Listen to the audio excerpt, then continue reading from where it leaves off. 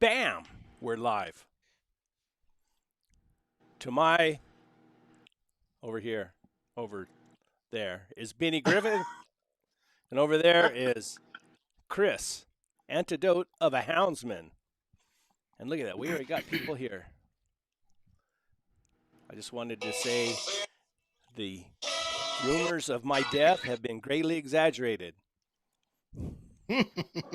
Those are all the rumors I started too. I'm still around. Told Barely. everybody I'm gonna miss my dad.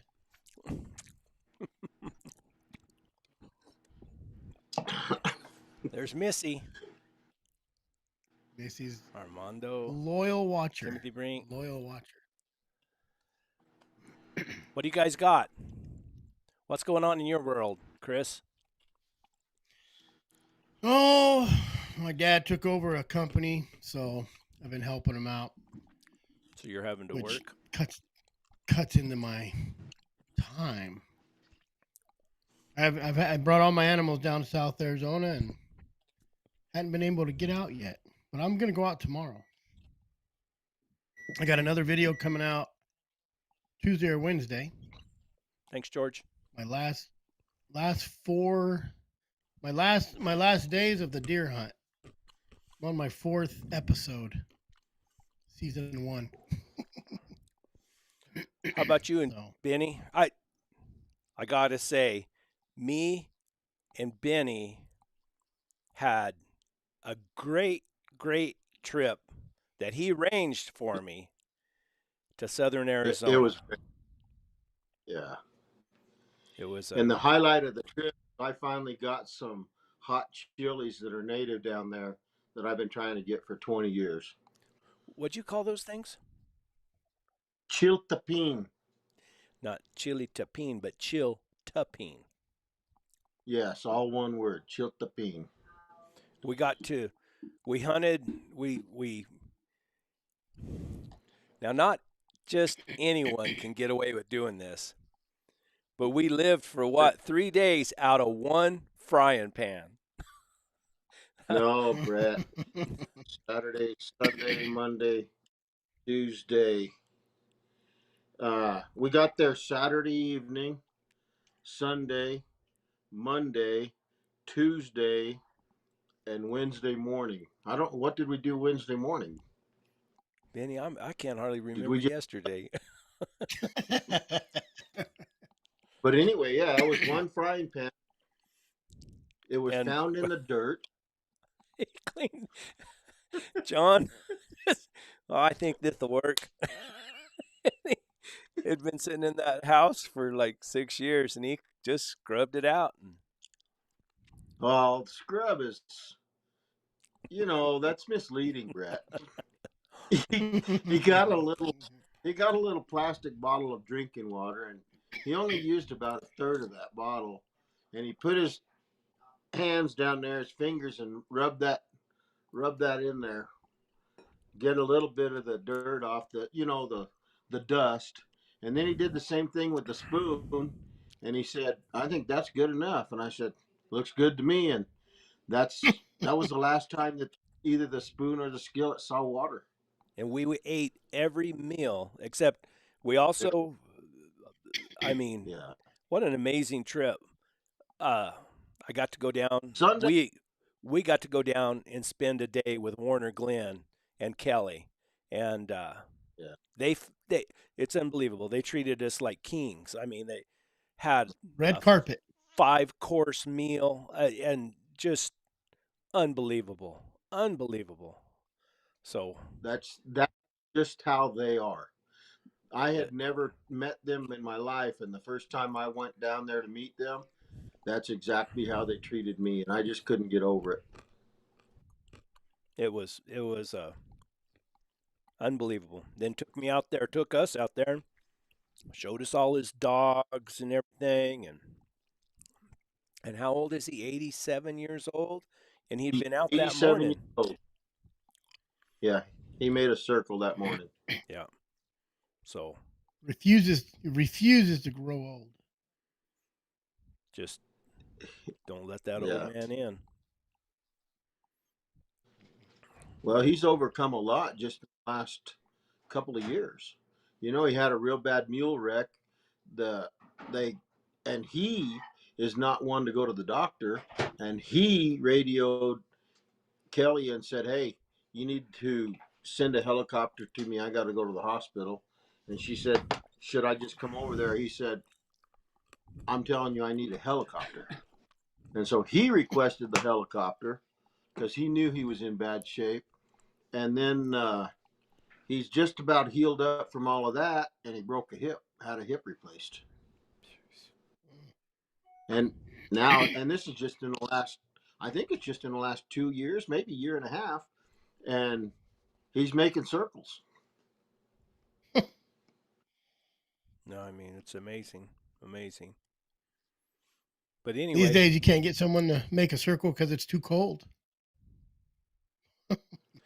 and then I got to say this: that on the way out, we spent what 4 days up there, Benny, and we rode. They Yeah, John Clump provided me with a horse, and all I did was take my tack and everything, and we rode. What are those mountains, Benny? roughs. Oh, Palencios. The Palencios. We rode those for 4 days, 3 days, 4 days, 3 days really, and got to see some really good country and really neat country. And then on my way home, if anybody knows me, knows I make some YouTube videos. I got two channels. I got this channel, and then I got another channel that I make videos on. Well, there's a guy that I used to talk to that is from Washington State, and he makes YouTube videos also, and he's got a YouTube channel called Over on the Wild Side, and he's a little different sort of guy. And anyway, what's a little stop? Uh, Dang, you told me the name of it. there's a little town. I can't remember the name of the little town. It's just Starts with a D. Does it all start it with a D? all it has is a little grocery store there. Anyway, I'm driving down the road. There he is on the side of the road. Guy's from Washington State. He's way down there. It was both a shock to us. I You stopped, went over and talked to him Will, for a little while. What? you went to Wilcox and took I-10 home. No, I Oh, came, I came out. you came out the long way. No, I did. I came out at Wilcox. Yeah, you went to Wilcox. Yeah.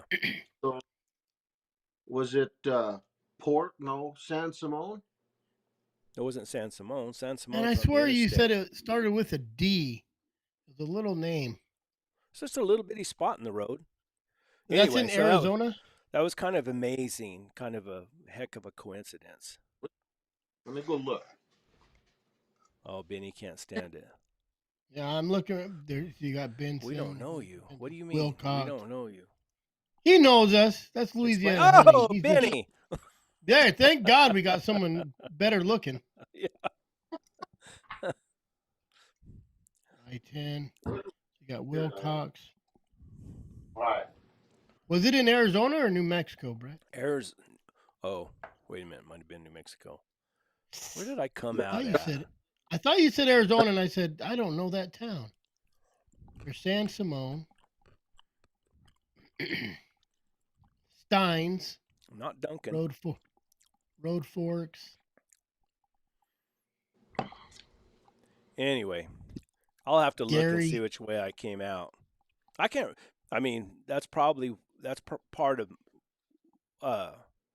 my sickness.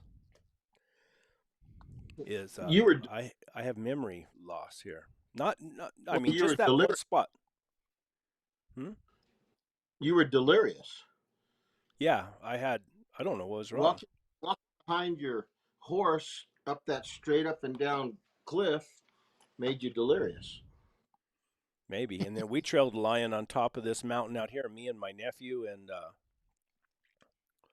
my son-in-law, the very day we got back.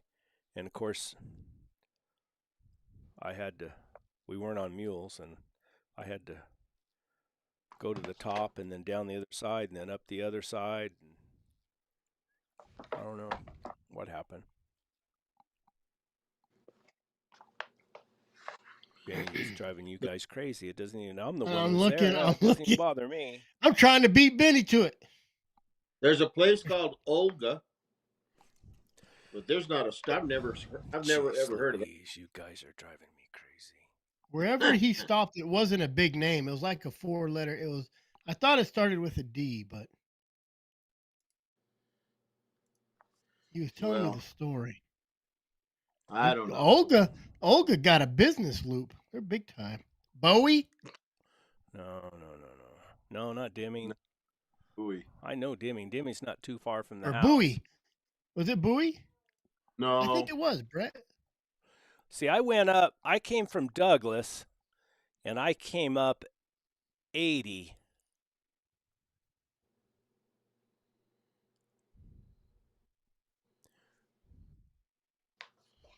I don't see it. It doesn't even. My map doesn't show anything. Freedom, Right. McNeil. See, there's Douglas. He came up to 190 or that. I come up 80.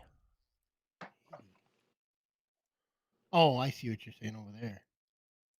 We went through the And windy I came road. out. And I came out at Road Forks. That's right. oh, so yeah, you did take a little bit different route. It's a little faster according to my Onyx maps. Rodeo? Rodeo. Maybe Was it? It was rodeo. Maybe it was. I think it was Rodeo, rodeo. rodeo's It had in a New D. Mexico. I would have remembered that, surely. No, it had a It's D. You know, you asked me. You South- said you ever been to rodeo? And I said Arizona. It was No, rodeo, it's Brett. Was it? I think it was. rodeo. Isn't rodeo in New Mexico? Maybe it was. It's right across the border. It's right there across by the border. Arizona, and it's in the foothills of the Chiricahuas. Mm-hmm. Anyway, this guy Yeah, there's is rodeo. he's trying to be a comedian. And so now he was driving, I don't know how he ended up down there, but he was going to Texas to Austin, and he was going to try to get on in Joe Rogan's comedy club down there or something. Like an improv. I think he took a little side trip there, but I don't know. I don't know. Guy's a little different. Maybe he's funnier than he is Mountain But- Manny. Well, he was kind of fascinating because he lived off grid. He had some Never land wore up shoes. there, had some goat. Yeah, he walked around. You watched him then, didn't you? Yeah, he always worked. He always was barefoot. He's a little different, but anyway. So, Are but me and Benny you had a doing really good time, and I really appreciate Benny setting that up for me. And I don't think Benny ever really believed that I was going to break free and go, but I did. and you got to live on the wild side, Brett. I got The to see how. gunfight. We were right on the Mexican border. You couldn't find any place closer to New Mexico and Mexico than where we were. And at night, the gunfire was it's Automatic unreal. gunfire. Yeah. About You know, 2 were they o'clock in the trying morning. to scare people away? Was they coming through so you wouldn't mess with them, or were they getting in a gunfight? No, I don't You think know, gunfights. I kind of just like the first night we were there. It was on the mountain right above us in camp, and I just kind of wonder if they weren't just trying to make us leave. let you know, don't mess with us. We're coming through, type deal. I don't know, but more power to them. You can see that we made it and we didn't all run. No, I never thought about running. No, But of course, we were with John Clump. he didn't even act like he heard it half the time. No, I know. Can Just used to it. we what Yeah. what stories can we tell, Benny? What's legal? Everything we did was legal. We didn't produce. What about the black hair? I still get a little pissy over that. You better tell it. About the Are you lion? allowed to tell it? Are we allowed to Sure. talk? So, John's son Tyler was with us every day. Tyler's the third down the line. There's Tim, then Austin, then Tyler, How many boys are and there? six. Well, the Tim, daughter got ate by the hogs, right?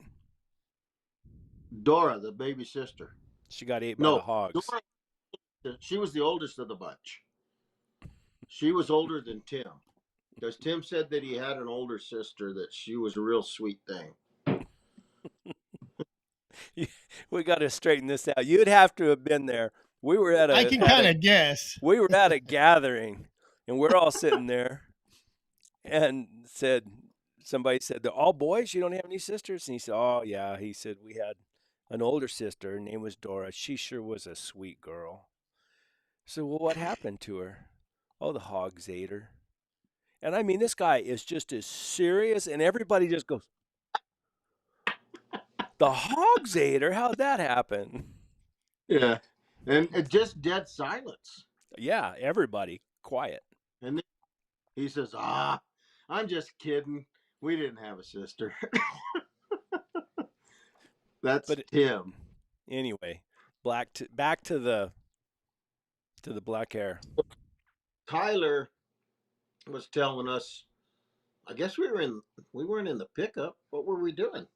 Must have been sitting around the campfire. We were at the campfire.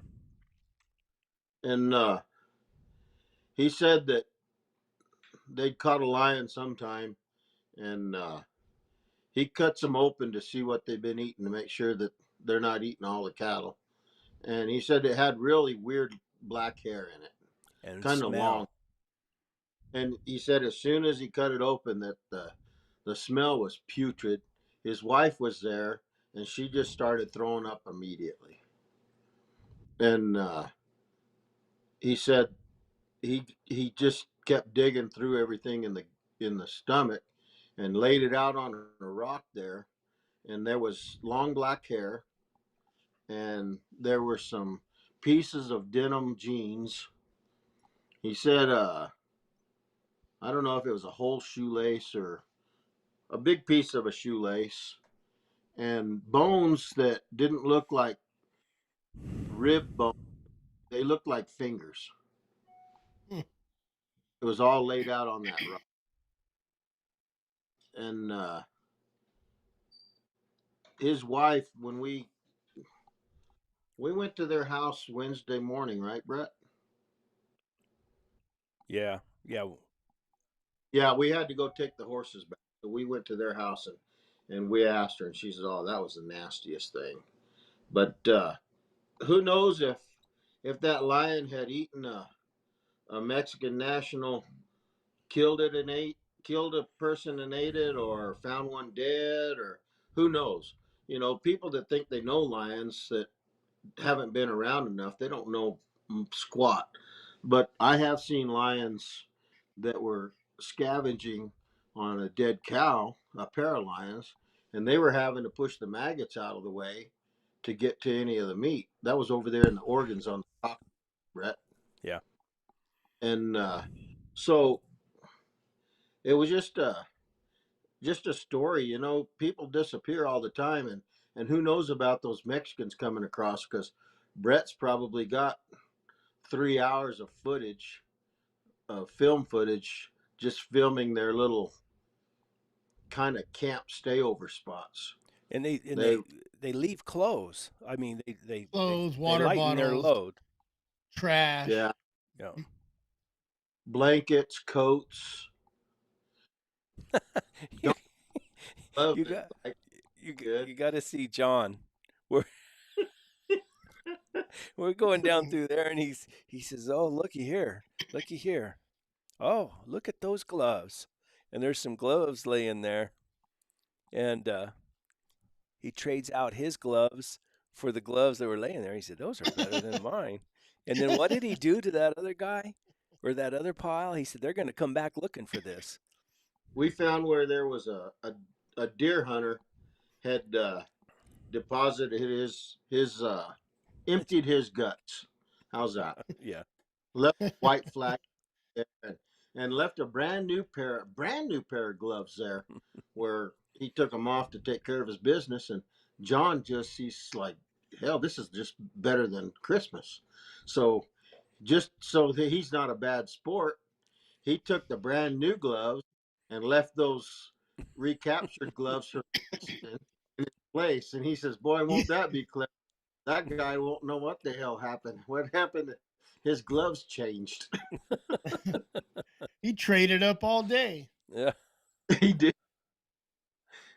They leave backpacks behind and all kinds of stuff, but we didn't see one single place that we saw where they cut fences and stuff, but we didn't see one place where they had a fire. Mm. They And don't And we build most never of fires. them are religious. and we never seen any of them. I mean, we never seen an No. illegal. Mm-mm. You'll bump them. Like where I live, you'll bump them. Come around a canyon, maybe you'll bump them, or out of a wash. I've come out of washes or into washes and bumped them in the wash. They stay down in those low spots. They'll walk them real low and stay in the canyon. So they can't be seen. Hmm. Nope. So that Well, was that we had that was a great trip. Well, where I live, the they ride 10 speeds or mountain bikes. So Wow. I used to go out in the desert and you'd find 10, 15 mountain bikes in a pile. There used to be a Mexican gal who'd pick them up, run them back to Mexico, 100 at a time, and sell them again for $10 a bike. But I used to pick them up. I found Cannondales, Treks, $2,000 mountain bikes. Probably stole from this side, took over to that side. It only took them 24 hours to come across the reservation where I live, and it's all reservation. And if the board patrol they don't have no jurisdiction on the reservation. Like if they want to kick them off or arrest them, they will. So if you're on the reservation as a Mexican, you say you're a native of that tribe, they can't do nothing to you. well, So we asked them down there. I asked them because when we went to Tyler and Caitlin's house, um, there were border patrols in their yard and on their property, but the pickups were empty. And we said something about it. Oh yeah, they're probably, what'd she call it, the lake bed or something, Brett, Yeah, where I they were think probably so. watching. And so we asked, well, what do they do with these illegals down here? They said nothing. Sometimes they'll give them a ride to the port where they can yeah. process them and get them a free ride, their free ticket, but they don't do anything. So the border patrol's got their hands tied. Well, they bring them back. My uncle is a board patrol guy, so they take him back. And you got Jose Munoz, and when they come back across, the guy's name is Felipe Garcia.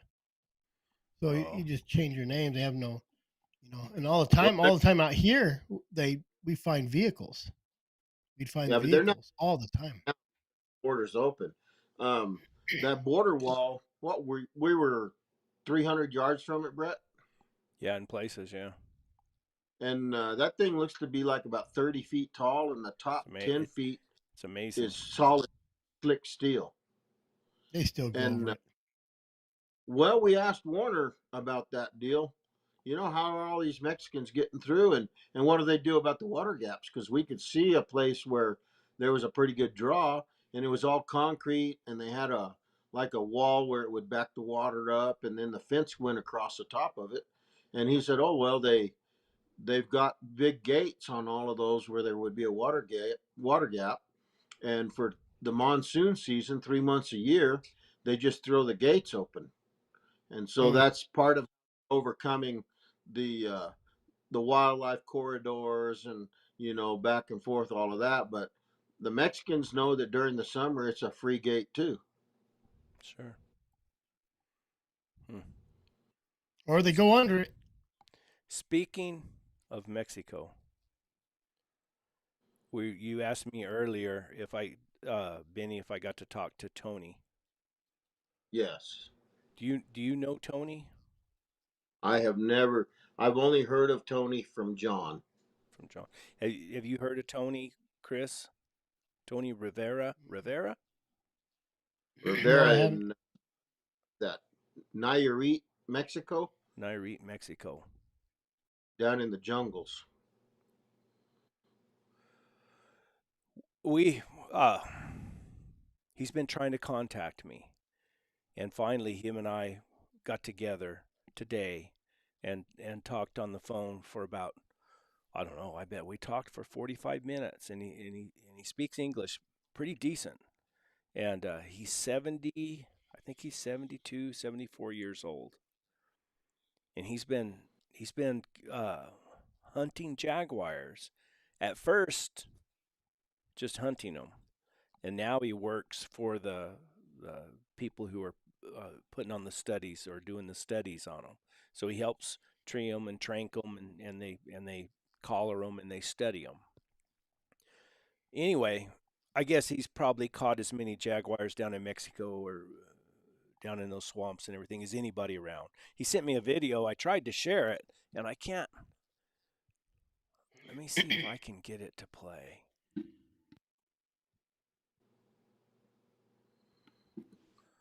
So if anybody's caught as many jaguars or more jaguars than him, it's very likely that they're no longer alive.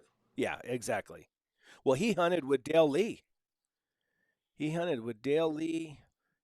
I guess he got dogs from Richard Holcomb and John Clum and What was his name? Tony Rivera.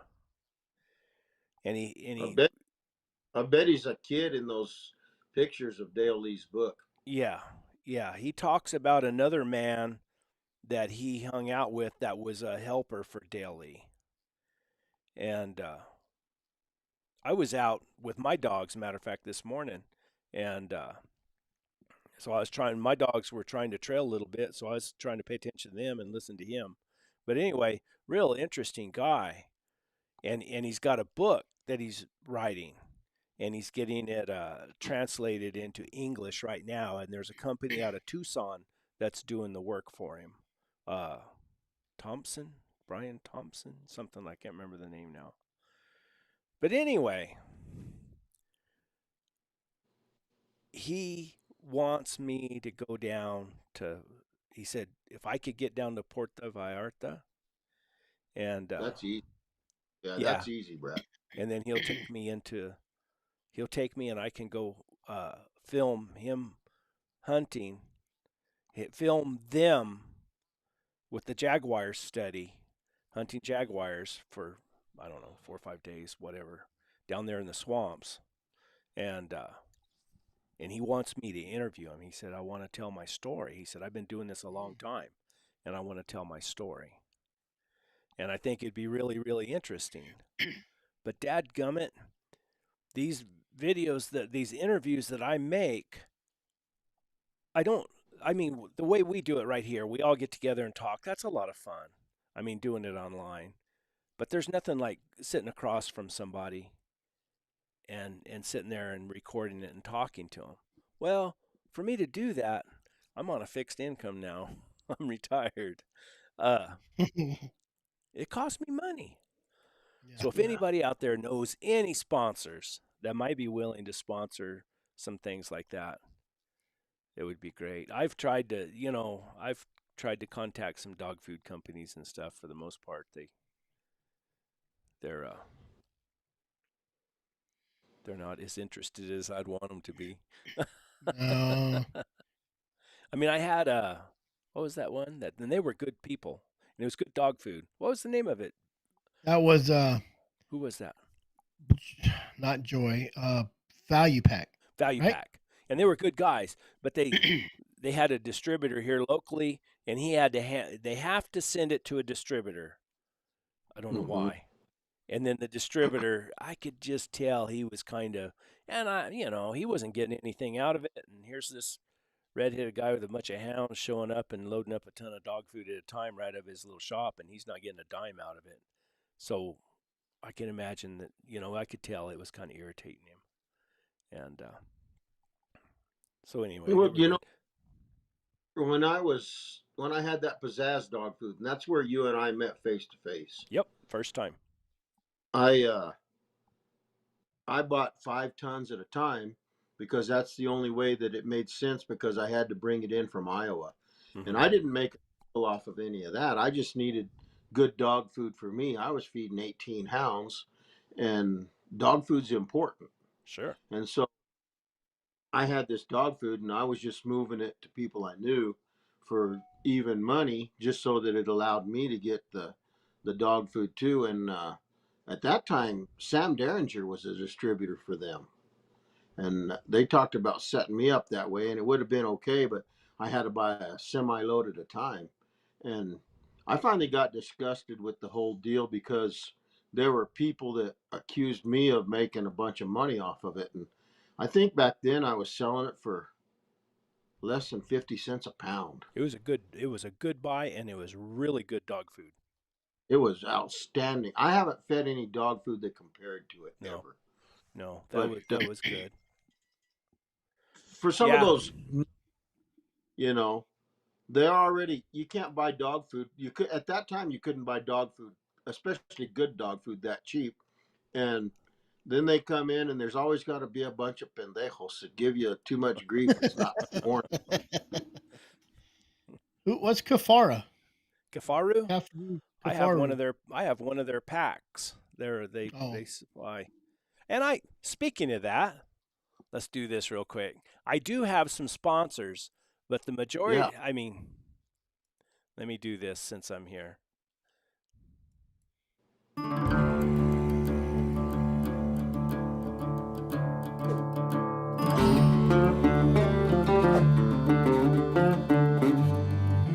It's really my obligation.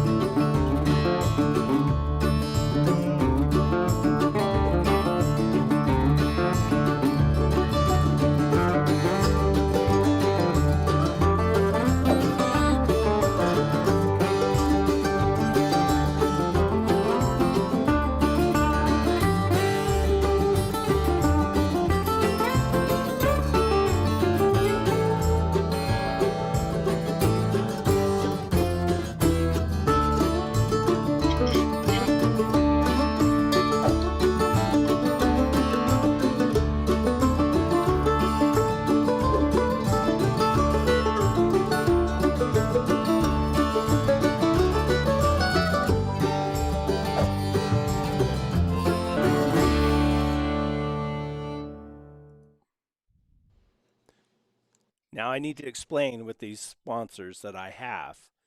They're people that I reached out to. I was already using their stuff.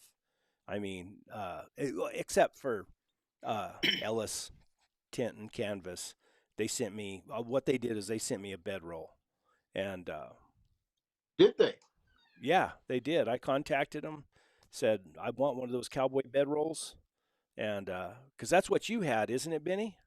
Oh man, I love mine. Yeah, that's where I got the idea. So I contacted them, and they said no problem, we'll send you one, and they sent me one.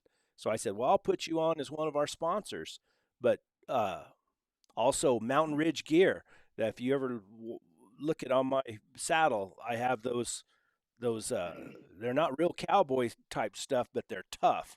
My horn bags and my saddle bags, I like the way they go together, and I wanted to try a pair of their panniers.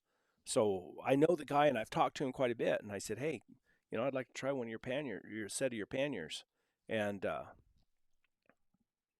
he's sending me a set of panniers. So I said, I'll put you on the sponsor deal, and then Where's what's that? I didn't realize. I was just going to ask, where'd that flashlight come from? That's an outstanding flashlight that I used. Olight. They sent it to me also, and I've for those that don't know, I have that other YouTube channel, and that other YouTube channel, it gets a lot of views. It's got quite a few subscribers, but man, like I don't know, it's got me and Chris looked at it a little while ago. It's getting a lot of views. So they sent me that flashlight, and I use it in some of my videos. And then, really, my Onyx maps, uh, they're sponsoring me because of that other channel, and because I travel around in the desert and everything, and I use the Onyx maps all the time. So, but this channel, this what I do here is what I call a passion project. I love my hounds. I love to hunt with my hounds, and I Bruce Kennedy years ago had those videos where he went and interviewed all these old time houndsmen, and to me, I thought man, what a great thing to be able to sit down and document these guys' lives.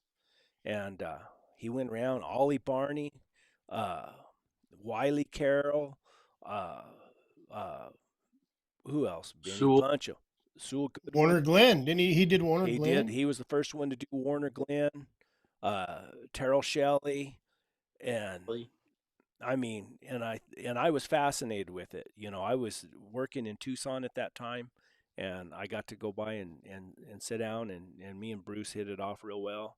And of course, I bought the tapes from him, and I once, you know, of course he quit, he got sick, and he passed away, and that's when I got the I had those CDs and or DVDs, and I thought I'm going to upload those to YouTube, and I uploaded them to YouTube, and there was a guy who had the rights to them, I guess, and he seen they were on there, and he said, "Hey, you don't have the right to do that or whatever." So I took them down, and then it was probably 2 or 3 years later he contacted me. He said, "Hey," he said, "I'm not doing anything with them. Go ahead and share them." So that's what I did, but I still think I get phone calls and I get messages all the time. Like I had a guy contact me today of an old man that had hunted with all these old time bobcat hunters, these running dog guys, and said, "Man, he'd be a good one to go talk to." And Boo Kemp is another one, an older man and these guys are, I mean, the period that they learned to run hounds and everything is so much different than what we have now. And to be able to sit down and document their stories, I think is pretty important. But it's might be the way I go about it or whatever. I've had a hard time finding interest for any support as far as sponsorship. And I think, you know, we're all houndsmen. We spend a lot of money on Garmins and collars and dog food and vaccinations and everything. So anyway, there's my little Yeah. What rant. Troy's asking how much it costs. What would that Mexico trip I cost don't if you threw a number down I don't know if I was going to fly down there. It costs $1,000. just I for the think tickets? just to fly. Uh, uh, Tony said, "Don't worry about anything else." He said he puts everything else up. You know, You just got to get there. I just got to get there, and they take care of everything. You don't want to drive through Mexico. You're better off flying. Yeah, I'd rather fly. It's going to cost you Yeah, $1,000 to drive through sometimes too. Yeah. yeah. Especially to go that deep into Mexico, I wouldn't drive. Mm-mm. So, and then, you know, trying to, I'd like to film not only the interview, but I'd like to film how he hunts and how they go about it down there. I think that'd be real interesting. So Well, I don't because there's no other way into the Jaguar scene except No. for that. know. You have that opportunity. Yeah, so it'd be cool, but I don't know. I'll I carry a couple of boxes, Brett. do what? I'll take the time off work and I'll go carry a couple of Okay, all your gear. you be my mule. Absolutely. Let's see. We got some questions here. Anyway, I'd hate to ask, but I don't know the best way. If anybody knows the best way to heck, some of Heck, you these got guys, I've even worked with before. I can't even get them to call me back. yeah, So there's a little dig at some of them. So you're too let's famous see. now. How big a tent is this?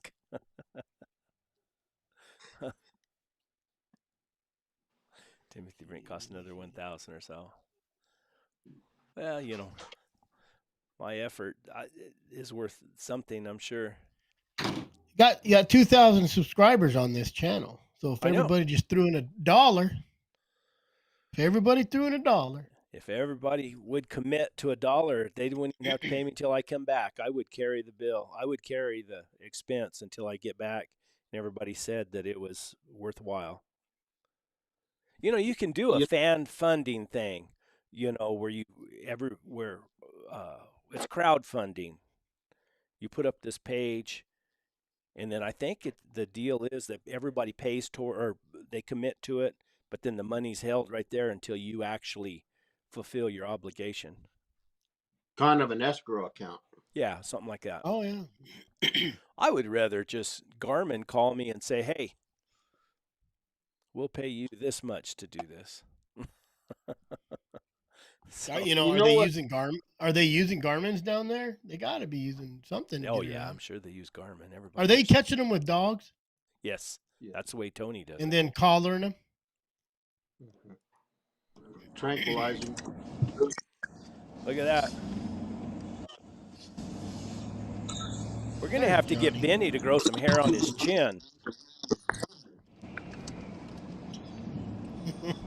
At least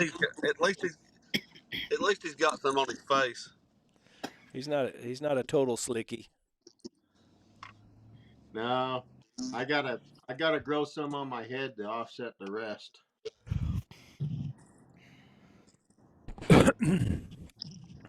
What do you Timothy guys Briggs says he's know? got a 20. Timothy got a 20, so I could do it. You got 38 people in here. Yeah, Everybody threw I in mean, I'm 20. not. I Super we'll chat. we'll do another deal here. I mean, I just kind of brought it up because honestly, I don't know how to go about it. I mean, I really You don't. don't like asking for money, Brett. No, I don't. I really don't. And I would rather make something, say here, this is what I made, and somebody look at me and say, oh, that's cool. I'll give you $2 for it. And I give it to them. They give me $2, and I stick it in my pocket, and then I make another one. To me, that's fair. That's fair stuff. I'd hate for somebody to give me, a bunch of money, and me go make the film and do this, and then everybody says, "Oh, that kind of sucks." Well, that's not what we bargained for. Well, but Rick already got such a huge following.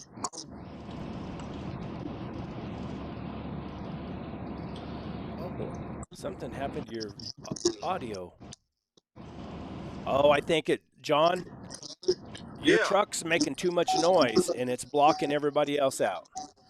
Oh, He's on. okay. I'll talk to you guys later. Okay, I'm sorry. It's just the way this thing He's works. on Bluetooth. Yeah, I'm on Bluetooth. This truck probably Yeah. does make too much noise. I'm used to being in my car when y'all get on, and I'm on my way home from work. Oh, sorry about that. Well, go get on your Oh, it ain't couch. your, Go it ain't your fault. get to the I'm 20 house. minutes away. I'm 20 minutes There away you from go. home yet. Then I gotta go Well, see Dad. Today's Dad's birthday, so I gotta go see my dad. uh-oh. So, Well, put him on. We'll tell him happy birthday. I don't know. He may be grumpy tonight. Oh. You guys, you guys have a good, and I'll talk to y'all later. I am heading up to hunt with George Friday and Saturday if nothing happens. So Well, tell him Oh, we've he's been still missing him. alive? Yeah, he's still alive? yeah, he's treeing bears. Busy doing what he should be doing, huh? Yep. He's got. I talked to him yesterday. I sent him a text. I called him online. If you catch him on Facebook and you send him a message, he'll get it because he's somewhere he's got service. And I seen he posted something. As soon as it posted, I sent him a message. Talked to him. He said that he hunted Monday through Friday. He didn't hunt Saturday, and he treed 7 and bayed 1 on the ground. Pretty cool. So eight bears in 5 days. That's pretty good because the guys that I normally hunt with down here, they're not finding anything. They finally treed 4 last week out of 6 days. Don't they hibernate over there? Brewmate. Yeah, but they usually don't go up here till the end of December. Oh, But there's no, the area of Virginia I live in, there's no feed. There's just not anything for them to eat right now. There's no acorns at all. So they're spotty. They're spotty acorns, but they're not. We're just not finding that many. George said he had plenty of red acorns up there, so they're eating those. But cool. you guys have a Oh, good one. I'll talk to y'all later. you Sounds mean good, John. acorns. Thank you. Bye. All right. Brett, you remember that young lady that when we were looking for Tyler, we ran across her and her dad? She was hunting over there in New Mexico. When was that? When uh, when Tyler rode back to camp the last Oh day that yeah, we yeah, I we remember. trailed that in that 30-mile-an-hour stinking hurricane. Yep. Um, she was one of the rare people that I've ever heard of that had never heard of you, but now she's watching you. Oh So really? saying is not to blow you up because people don't realize that what you do it sheepishly, you know. And so to say that you need financial assistance so that you can continue to do this, if anybody saw Brett's gear that he has that he carries with him to do all of this, it's not cheap. You know, when we went to Warner's house, would you have 3 or 4 big boxes of stuff? Well, yeah, I I try to. Of course, the most important is the audio. You got to get you got to get audio, and that's one thing I worried about with Warner is the best audio you can get is when you put these on and you got this little mic right in front of your mouth. That's the best audio you can get. But I did not want to take, an 80-something-year-old man, wears a cowboy hat all the time, and try to slip one of these things over his head. So I used my mics. And reviewing that now, we had a little bit of echo in the room, and so another expense I have is I have a tech guy that I just got. I've just had him for about a little over 6 months, and I'll send that to him and see if he can fix the audio a little bit and make it better. If not, I mean, you can still understand him, but it's not as clear as you would like it to be. So there's a lot of things, and I'm not professional at this. This is just like I said, it's a passion project. I enjoyed what Bruce did, so I tried to do it, and then one thing led to another. I make those other videos, and that's on that other channel, and I'd always tried to make those about lion hunting, but there's just there's not a large, especially when you hunt the way I do and you don't catch much game, it's hard to get people interested. So I kind of broadened out my subject and made it more about the adventure, about where I'm going. And but I'm still lion hunting. I always got my hounds with me, and I'm always looking for a lion track. So Well, let me tell the folks that are with us right now that I told Brett, hey, I think we could just go see John Clump, and we'll be right there by Warner and Kelly. And so he says, hey, I'd love to meet them. So I called Kelly, and she says, oh yeah, yeah, yeah, we. And so this is how this whole deal came to be. But Brett's passion is recording people's stories. I mean, look at the spectacular recordings that he's got on his other YouTube channel with Mike Leonard and Mike Root, and the list goes on and on. The very first one, Brett, that I remember you doing, and you didn't put his face, it was just the recording, was that real old lion hunter in Sanderson, Texas, that was dying of cancer.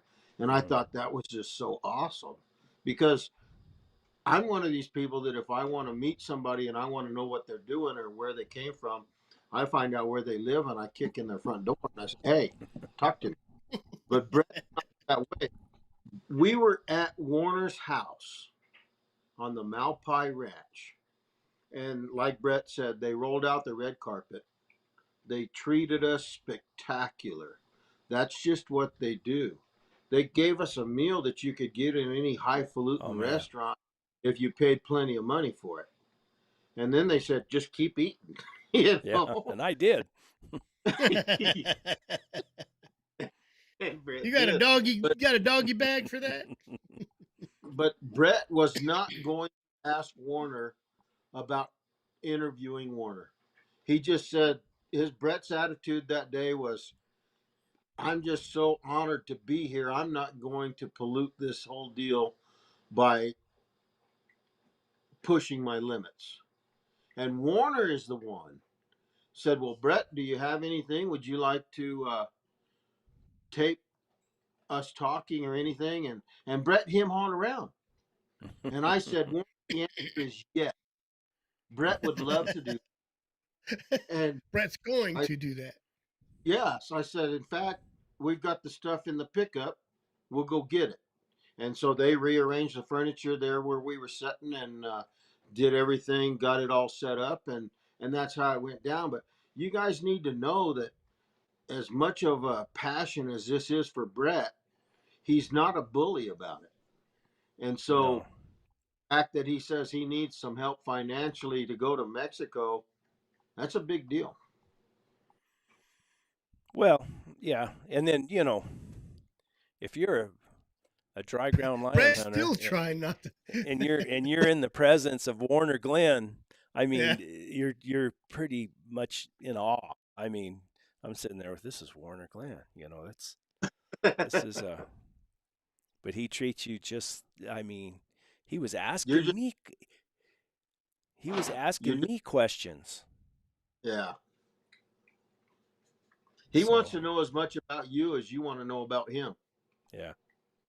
He was asking me about dogs and stuff and I thought, "Oh man, that was amazing, really." Oh, no matter how much experience you have, you always learn something new from someone else. Yeah. And then, then I had I don't know if you guys seen this, but I wonder if I can share that video somehow. I was on a little deal on Facebook uh about some guy talking about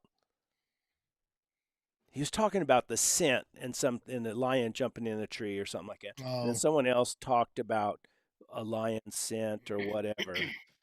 And I don't know. And usually I don't comment on Facebook, but I said something about lions turning their scent off or something. Somebody mentioned that, and some other guys said that was a bunch of crap. Said you just have hot nosed dogs. You don't have cold nosed dogs. You got a cold enough nosed dog, lion can't turn off his scent, whatever.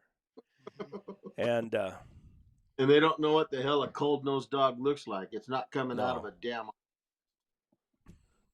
but so and I was going to write out this big old message. So instead of doing that, I I just made a little video. Let me see if I can share it. Yep. you just posted it on interviews, right? Stories and Yeah, tales. I just put it on Like interviews 8 minutes. because I didn't want to type. So I just, I can just sit in front of this. I can just Well, sit in front of this camera and tell the story. So Yeah, the I new watched. thing. that's what I did. Let me see Well, if the new thing is, in the old days it was, do they scratch front feet or back feet? Remember that? Everybody had their opinion. Now it's, do they turn their sin off? The scent deal's been going on for 50 years, though. yeah.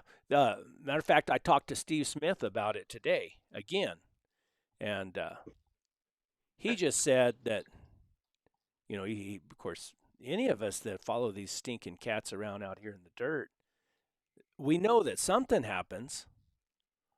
Mm-hmm. I mean, it just happens, and the only way to really make any sense of it, is to say that they turn their scent off.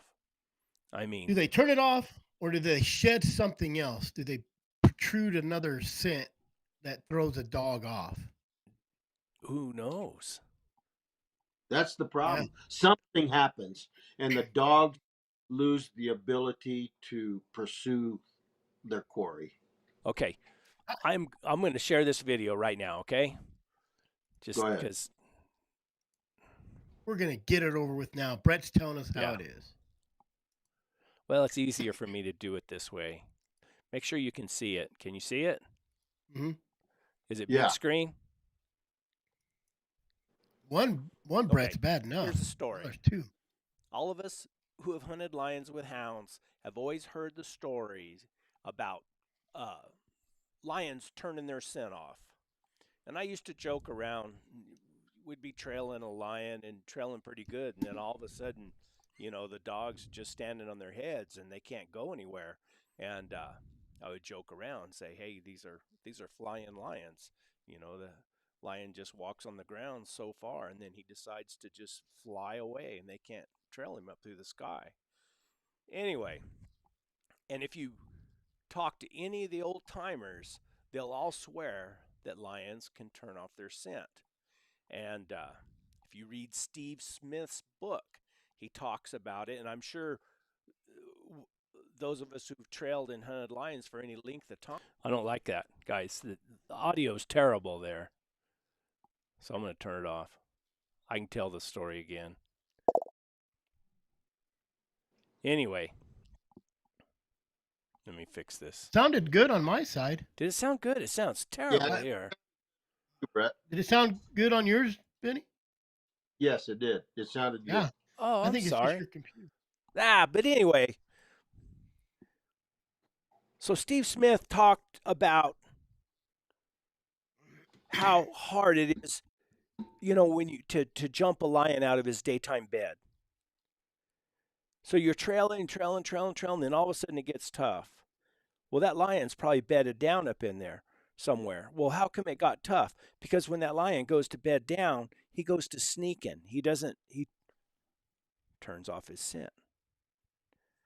I was with Mike Root when we caught a little tom lion, and we trailed up into these bluffs, and we were sitting down in the arroyo. I never will forget. We were sitting on the bank of the arroyo, just sitting there watching, and I was getting impatient. And I was looking through the country, saying, and I said, I bet that lion went through that saddle over there or whatever. Because these dogs, he had like 5 or 6 dogs up on these bluffs, and they were scattered about. And every now and then one would bawl, but not very often. But they were just kind of milling around. And I mean, it seemed like it took forever. Finally, I told Mike, I said, shouldn't we just move those dogs over there? And he said, no. Let's just sit here. And we sat there and waited, and all of a sudden, bah! There was a lion on the rock. They had found that. It took them that long to locate that lion bedded down in the rocks up there. And that was a tom. And it was a little tom. Yeah, it was a little tom. And toms make more stench than females. Yep. So, and then I'm going to tell this story. People probably think I'm full of crap and that my dogs are terrible and everything. They think whatever they want. But I've also filmed these 2 of these same dogs trailing a 3D-old lion track that went through a camera, and I had a picture of the lion. Anyway, in the dirt, no snow. So me and my grandson, we'd gone out to this little rock pile way out here in the desert. And we got there in the morning, and the dogs started trailing. They trailed around the top of the little rock mountain. Pretty slow, but they trailed around it. And I told my grandson at that time, I said, there's been a lion in here. Couldn't ever do anything with it. Couldn't ever go anywhere with it. So it was starting to get later in the day. And I told him my grandson wanted to shoot a coyote. I said, all right. And I said, we'll put the dogs in the dog box and park the buggy on the other side of this mountain. Hike back over here, and we'll set up the call and call coyotes. So we did. Went over there and had the call going off. Went off for a long time, probably 20 minutes. And nothing came in. And we hadn't shot our rifles in a long time. And I said, let's pick out a rock on the other side of this canyon and shoot it. And typical, we were sitting there trying to decide. We were both looking at the same rock. And my grandson looked at me, calls me T-Taw. He said, T-Taw, there's a lion. And I'll be dang if I didn't look across that canyon. There was a lion. Because the call had been still going off. It was one of those Fox Pro remote calls or whatever. And that lion had come over the hill and was squatted down over there looking across the canyon where that call was. So, of course, typical of a young man, my grandson said, oh, you want me to shoot that lion? I said, no. I said, let's go get the dogs. So we ran across and got the dogs. Probably took us 40 minutes maybe to get them back over there. They took off, trailed that lion around, trailed down through the arroyo, trailed back around the hill, and finally got that lion jumped up in the rocks. The lion took off. Dogs took off after it. She ran up a little, I call it a canyon, just a big dry wash, ran up it, and then went through another set of bluffs. And we were still sitting in the same spot.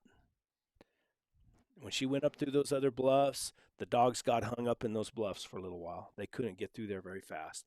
Well, the lion came out and came right back down another canyon where we sat there and watched her. Here she came back towards us. Finally, those dogs got through the bluffs and they came behind her and bah, bah, and they're all coming down through that lion got in a little old 2-track road. And those dogs were probably 300 yards behind her. And she just squatted down that 2-track road and she looked back at those dogs.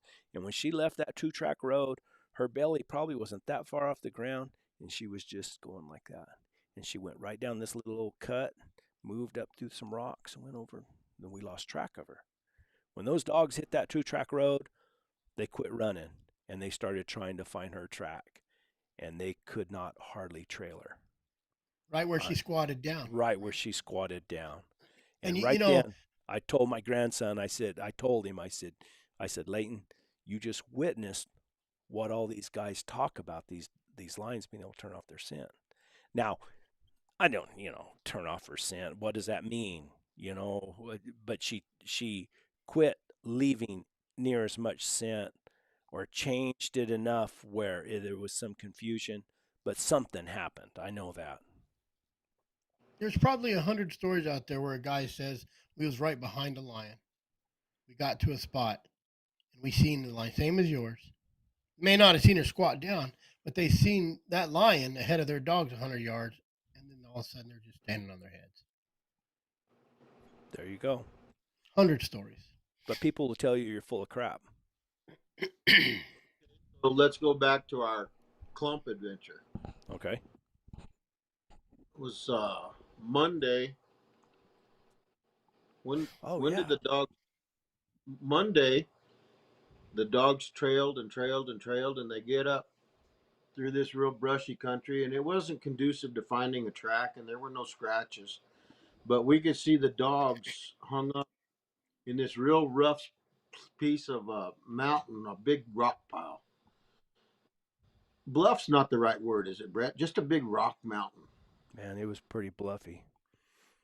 It was, but they all went to the same point, and they were trailing good. They weren't just pecking. They were trailing and moving.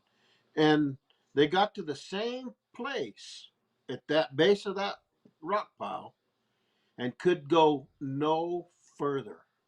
And so we all get up there finally, and a couple of dogs had circled around and come way up on top, and we're looking down.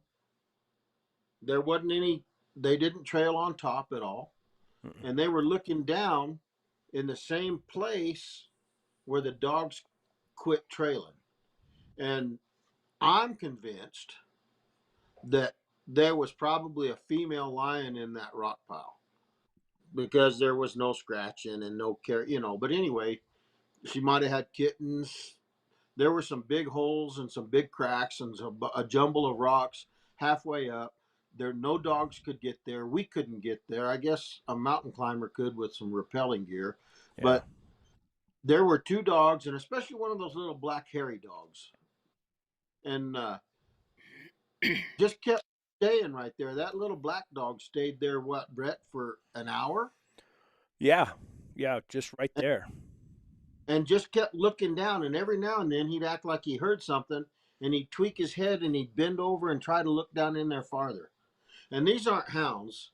These two little black dogs, they were a shepherd crossed with a dog or something. They're hell on wheels, though.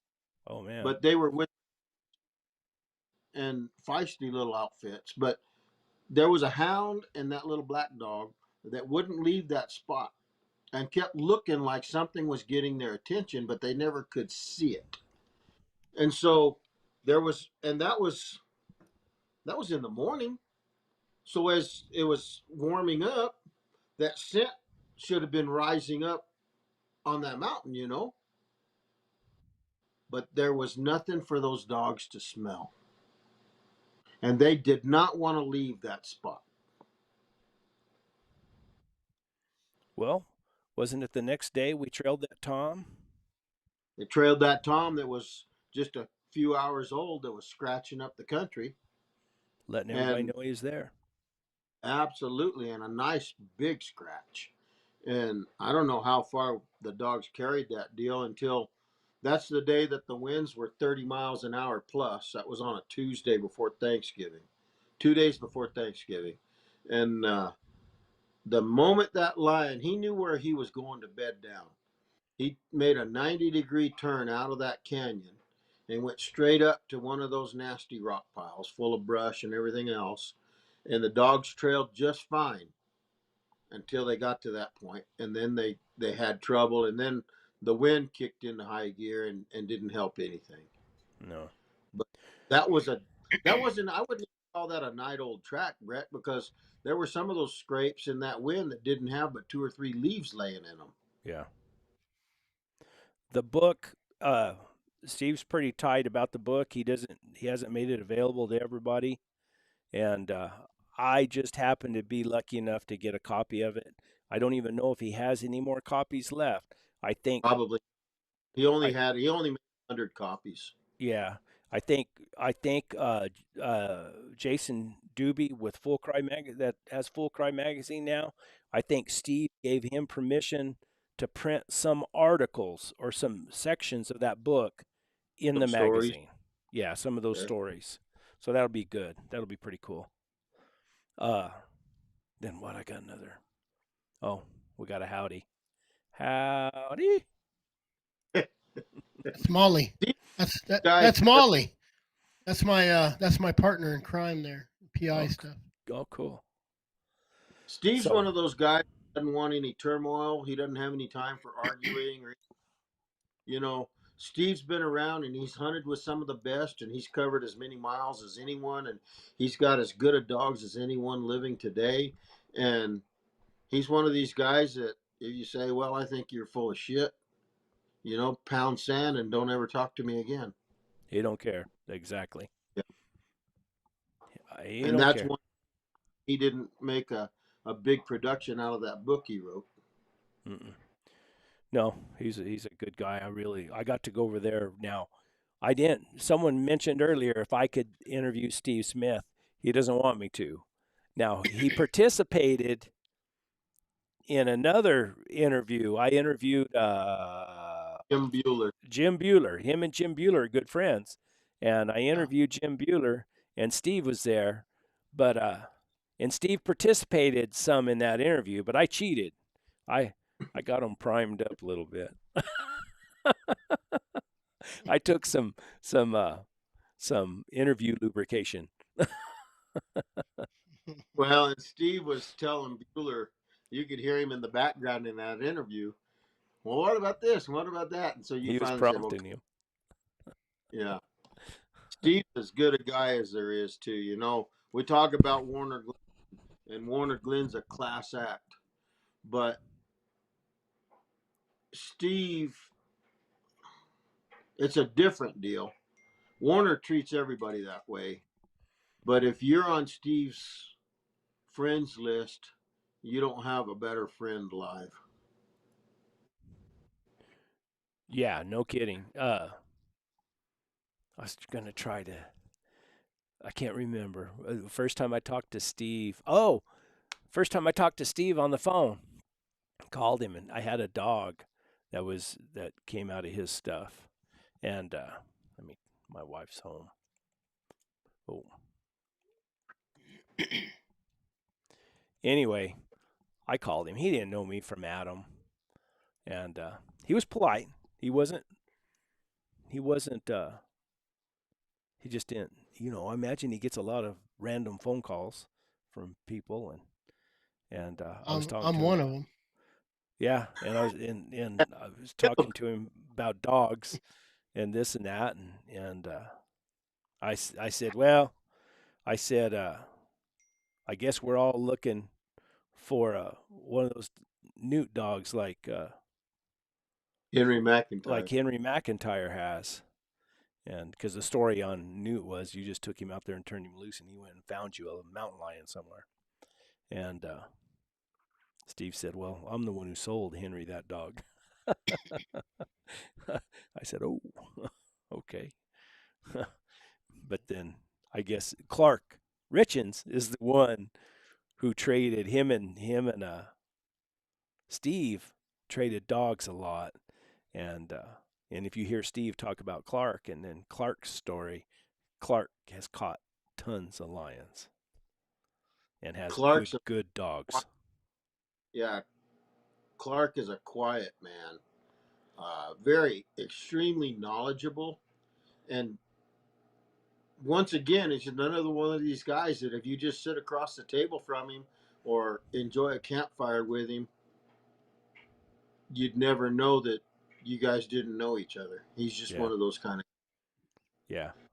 I got to go up and spend a day with him up at his place. He's got a little ranch here by Silver City, and I went up and spent a day with him and his wife up there. I had a good time. I haven't talked to him.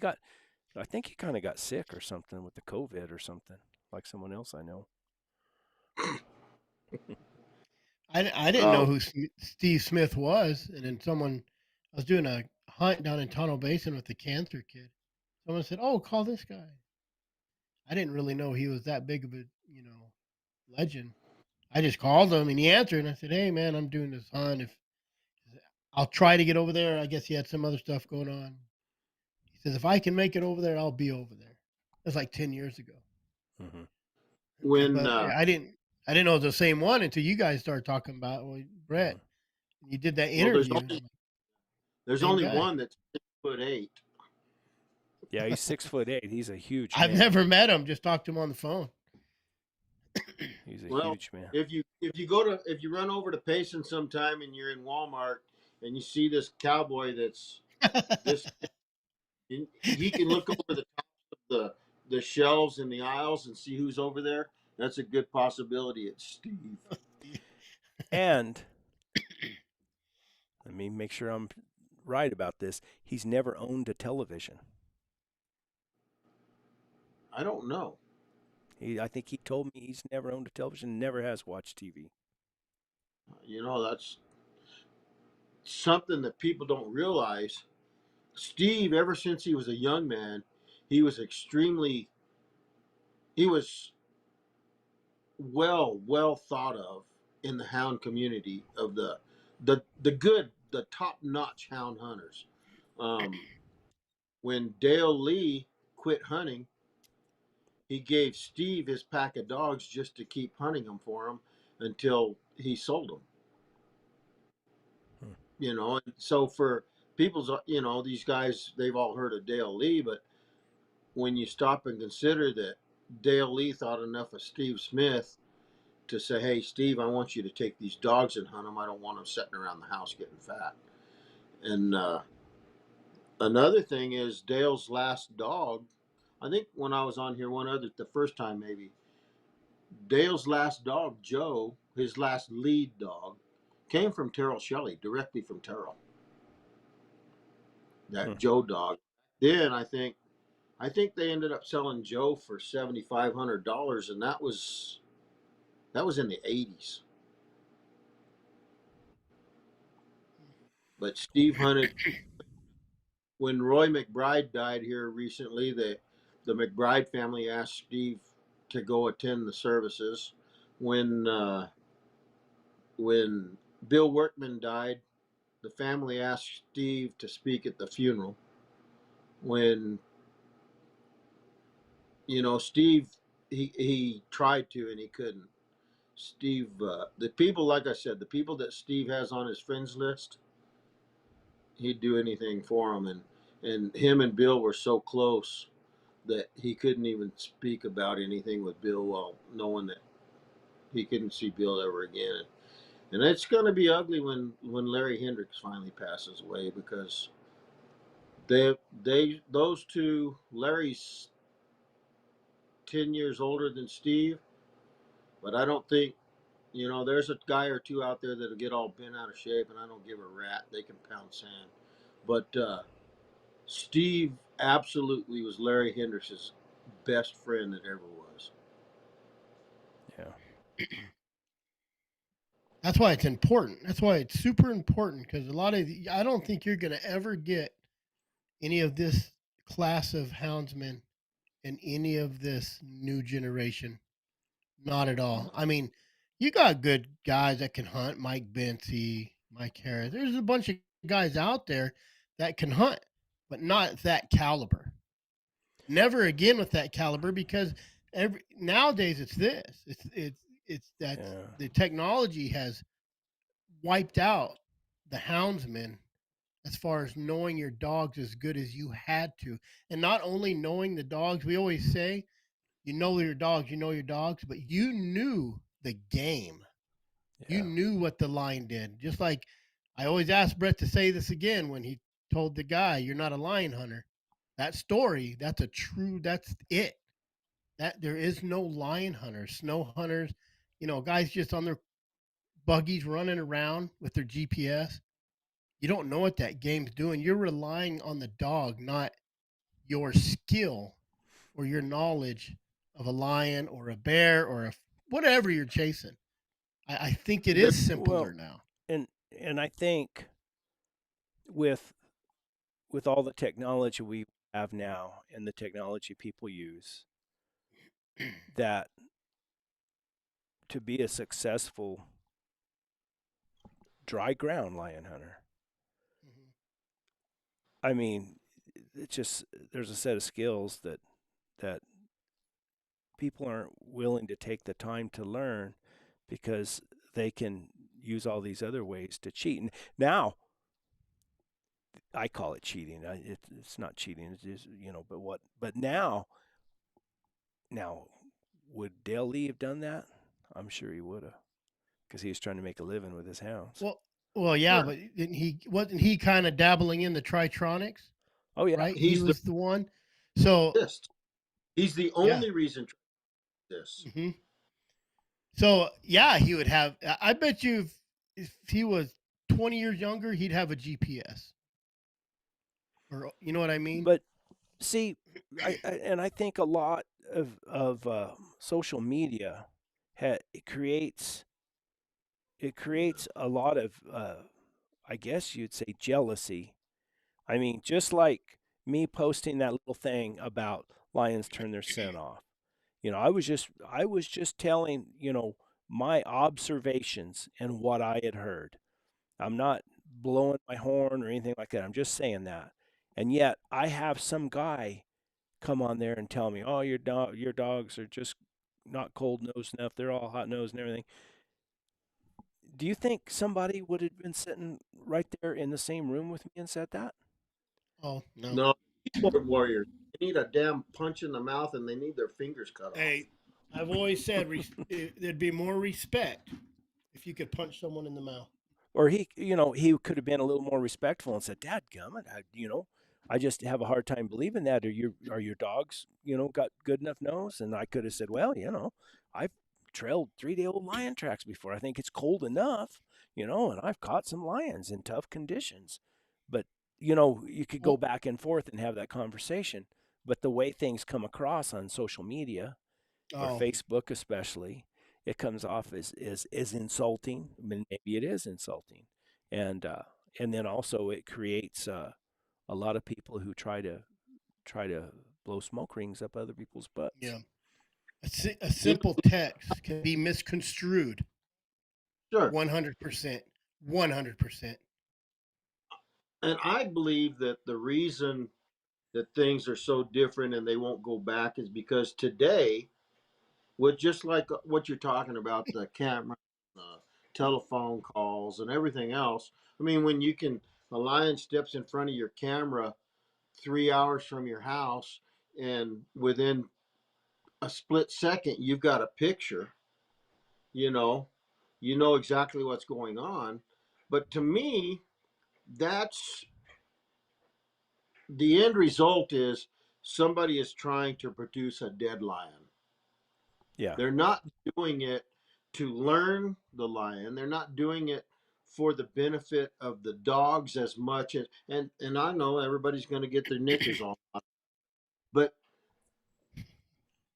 like Brett, you call it cheating. In my view, it's cheating just because I never hunted lions to kill a lion. That's anticlimactic. hmm I hunted lions for the challenge and to have that caliber of dog that rose above the normal dogs out there. But these people that just want to produce a dead lion because they're making a living at it, well, that's a completely different point of view than mine. And so I can't hold that against them. But you're losing the caliber of dog and hunter because of the way the environment has become. Yeah. Well, and the because of social media, there's a lot of competition. You know, Oh, sure. Everybody everybody pump their wants. chip. Hey, speaking of that, I caught a coon this morning. You did. Young dogs, Yeah. young. I talked to you right after that. I I was think gonna you were almost chasing another one. I was gonna take a picture and put it on Facebook, but I didn't. Anyway, let me tell you a story about this coon though. This was interesting to me, and I've caught coons in the past and everything, but I had some young dogs and they trailed him and treed him, and he was a big old boar coon. I mean, a great big sucker, and he was up in the fork of this tree. And there was a big old branch that went out there, and I had a young dog come up there, and he climbed up in that tree and got on that branch. That big old boar coon came out of that fork, walked down, and walked out on that branch to confront that hound dog. He was ready. It was a Yeah. mistake. It was a mistake. That's all I'm going to say. Hopefully for the raccoon and not the dog. No. Well, they locked jaws just like that. The dog's top over his. The dog had the top jaw of the coon in his mouth, but those stinking coons have hands. So that coon creepy, had creepy a hold of little that dog's ears. So, and then, of course, they got to wrestling around. That branch wasn't that big around. They got to wrestling around up there, and they fell out 20 feet out of that tree. That was not good for the coon. It was a daytime coon, too. It wasn't dark. It was daytime coon. Wasn't it Jerry Clower that said that he believed in giving them a sporting chance? Just shoot up here amongst of us. One of us needs a break. Well, we poke them out of the tree and give them a sporting chance. Now, sometimes they'd have to whoop 20 hounds, but that was their option. Yeah. At least this was one-on-one, Brett. But I had a young dog that really turned on after that. Boy, I tell you what, after that, he was out there looking for another coon. He thought that was the greatest thing in the world. Yeah. So, good for him. Anything else, guys? Any concluders? Do we have any concluders? We've probably made a lot of enemies tonight. Let's I think me asking for money and then us cussing everybody on Facebook. Yeah. I think you need to get that Mexico trip together and honestly, like, really plan on it. And I think if you're serious, I think you can recoup a lot of that money. I'll throw in money. Well, I there I go again. I think that Benny, ask for money for him, please. Really, I think some of these businesses should kick in, and then I can say, absolutely. This video is brought to you by Garmin. This video is brought to you by Tritronics. Well, they're the same company, I guess now. Well, let me tell you what. That nobody is going to be able to find out how to get in touch with Tony. And Tony's not going to make the offer to just anybody to come down there, see what it's like to hunt and trail and tranquilize and study a jaguar. In today's environment, Belize has more jaguars than any place on the planet, and nobody's allowed to pursue a jaguar in Belize. So the environment is changing. Wow. And for somebody to have this opportunity to share with the rest of them, stand up, folks, stand up.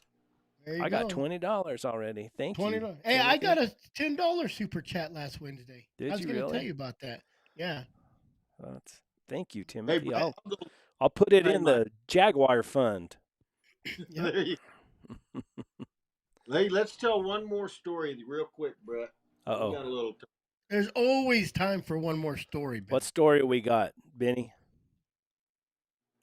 It was Sunday morning before we went. Yeah, it was before we went to Warner's to meet Warner and Kelly and Kelly's daughter Mackenzie. And I don't remember what the housekeeper's name was that cooked She didn't cook our meal. I think Mackenzie cooked our meal. I think Mackenzie But did too. Yeah, That's the granddaughter, right? Kelly's yes, daughter. Yeah. and you can watch Mackenzie on the Cowboy Channel on Roots Run Deep right now during the NFR. Yep. That's a plug for Mackenzie. But we were going out a little circle because John Clump couldn't stand it. So we saddled up that morning and left out of there and went down the canyon looking around.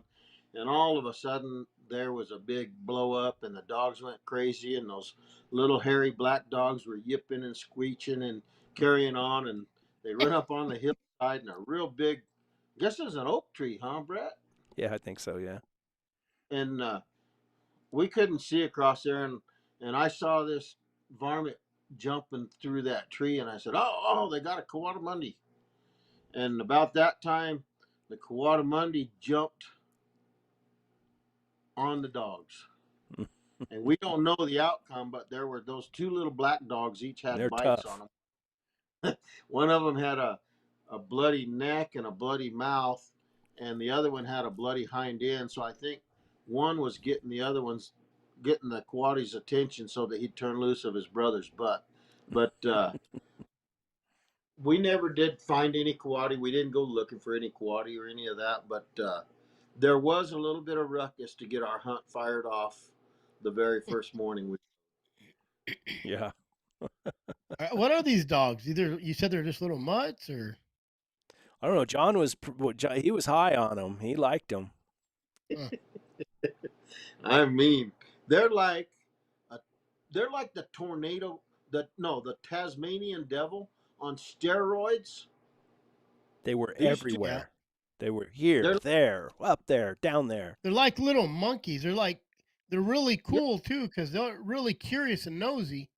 Like they act friendly, but they'll tear a dog up real They said fast. they lay on their back and can cut the throat out of a dog.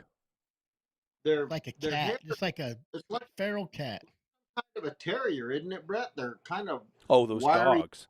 Yeah. The dog was like a black, but they had some marking on them, like they had Border some kind collie, I think. of Australian Shepherd. Yeah. He says they're Australian Yeah. Shepherd and Brittany mix, but it Something. didn't. It looked more like they were some kind of terrier in there, but I mean, hell Jack on wheels, terriers. excitable, very excitable dogs. Here, guys. They- We're not going to be done yet. I'll You be gotta. right back. I'll be right back. Huh? Louisiana hunting said he piqued my interest because I got a little hound. She's around here somewhere. I don't know where she's laying, but she's border collie. She's mini border collie and one of my best bear dogs, my hounds.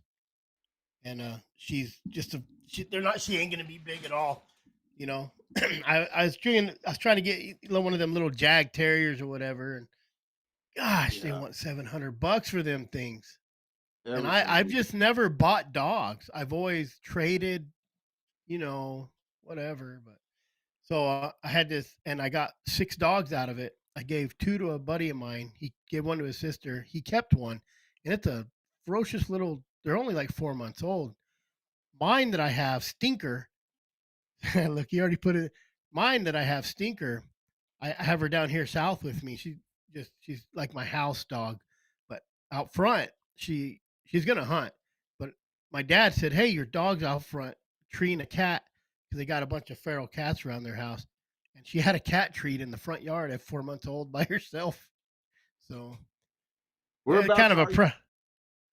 I'm in right now I'm down south of Phoenix, so I'm in between Casa Grande and Gila Bend. Oh, okay. I hunt all that in between. Do you know Casa Grande and Gila Bend? Like, so I hunt in between that. You know where Vico Ranch is? Uh-huh. That's where I hunt, that area. They got all them Sonoran pronghorns out there they dropped off, and them lions have been whacking them pretty good. So It never it's makes tough any. country. Yeah, yeah. So It's not it good is. antelope. What's that? It's not good antelope country. It is now. They dropped like 30 of them here so far. They dropped 22 the first time. They're not antelope. It's Sonoran pronghorn, I should say. But it that's a program Game and Fish really excelled on because they only had 20 of them back in 2000 or whenever, and they got a couple hundred. You know, Mexico has like 400 to 600, I think. It's been a while, and they dropped 22 down here in a pen. Brett got them knocked up and let them go, and then just last year they dropped another, I think 11. But they've had like 7 or 8 killed the last time, and I haven't talked to them for months. I think 7 of them were confirmed lion kills. So One of those success stories like the American bison. When I was in it's a lot of grade money. school, there were 50 left alive, and they were all in zoos. Yep. Yeah, they're doing really good actually. But the lion, they don't have many lions in this unit. But this unit is it's a female harvest only. So I think yeah. Female I, only. What? so if you kill a female, it shuts down. But I think you could kill the males out without a limit. I They got you. have one limit in this. Well, they got zones, which is stupid. I don't know why they got zones and not, but it's only one for this huge zone, and it's a female harvest instead of whatever. I can go all day on that Game and Fish doing that lion thing. I can understand if they should do a female harvest, not a everything harvest for a whole zone, in my opinion. But I'm nobody. Rumors are that Arizona's going to follow Colorado, and it's all going to end pretty soon. Well, Colorado, I have so far. I don't know if you know who Dan Gates is. Dan Gates is the guy kind of leading that charge for the Initiative 91. He's coming on my show Wednesday. Oh, Supposed to, cool. if nothing gets in the way. So he's going to come on and talk about that because they'll just keep chipping away and chipping away. And someone asked me, well, I think Molly says, so what does that have to do with Arizona? Because she owns a newspaper, the Mountain Daily Star. Oh, So I was cool. telling her like story about it. She goes, what does that have to do with Arizona? I said, everything. Just like Arizona banning cameras has everything to do with New Mexico, Colorado, Utah, Nevada, because it just follows suit. See, we're going to write about it. She's going to write about it. So, them Initiative 91 and such, and you know what they do? They hit those big cities. They hit those big cities to where they got a lot of them votes with a lot of them liberal people who don't hunt. And it's a ballot initiative. Ballot initiatives are the worst thing, most unconstitutional, illegal thing you could do on voting It takes for stuff like that. it takes the biology out. It brings the emotion in. It replaces biology with emotion, and that's the bottom line. Absolutely. Absolutely. They take science and crumple it up and throw it in a septic tank. That's it.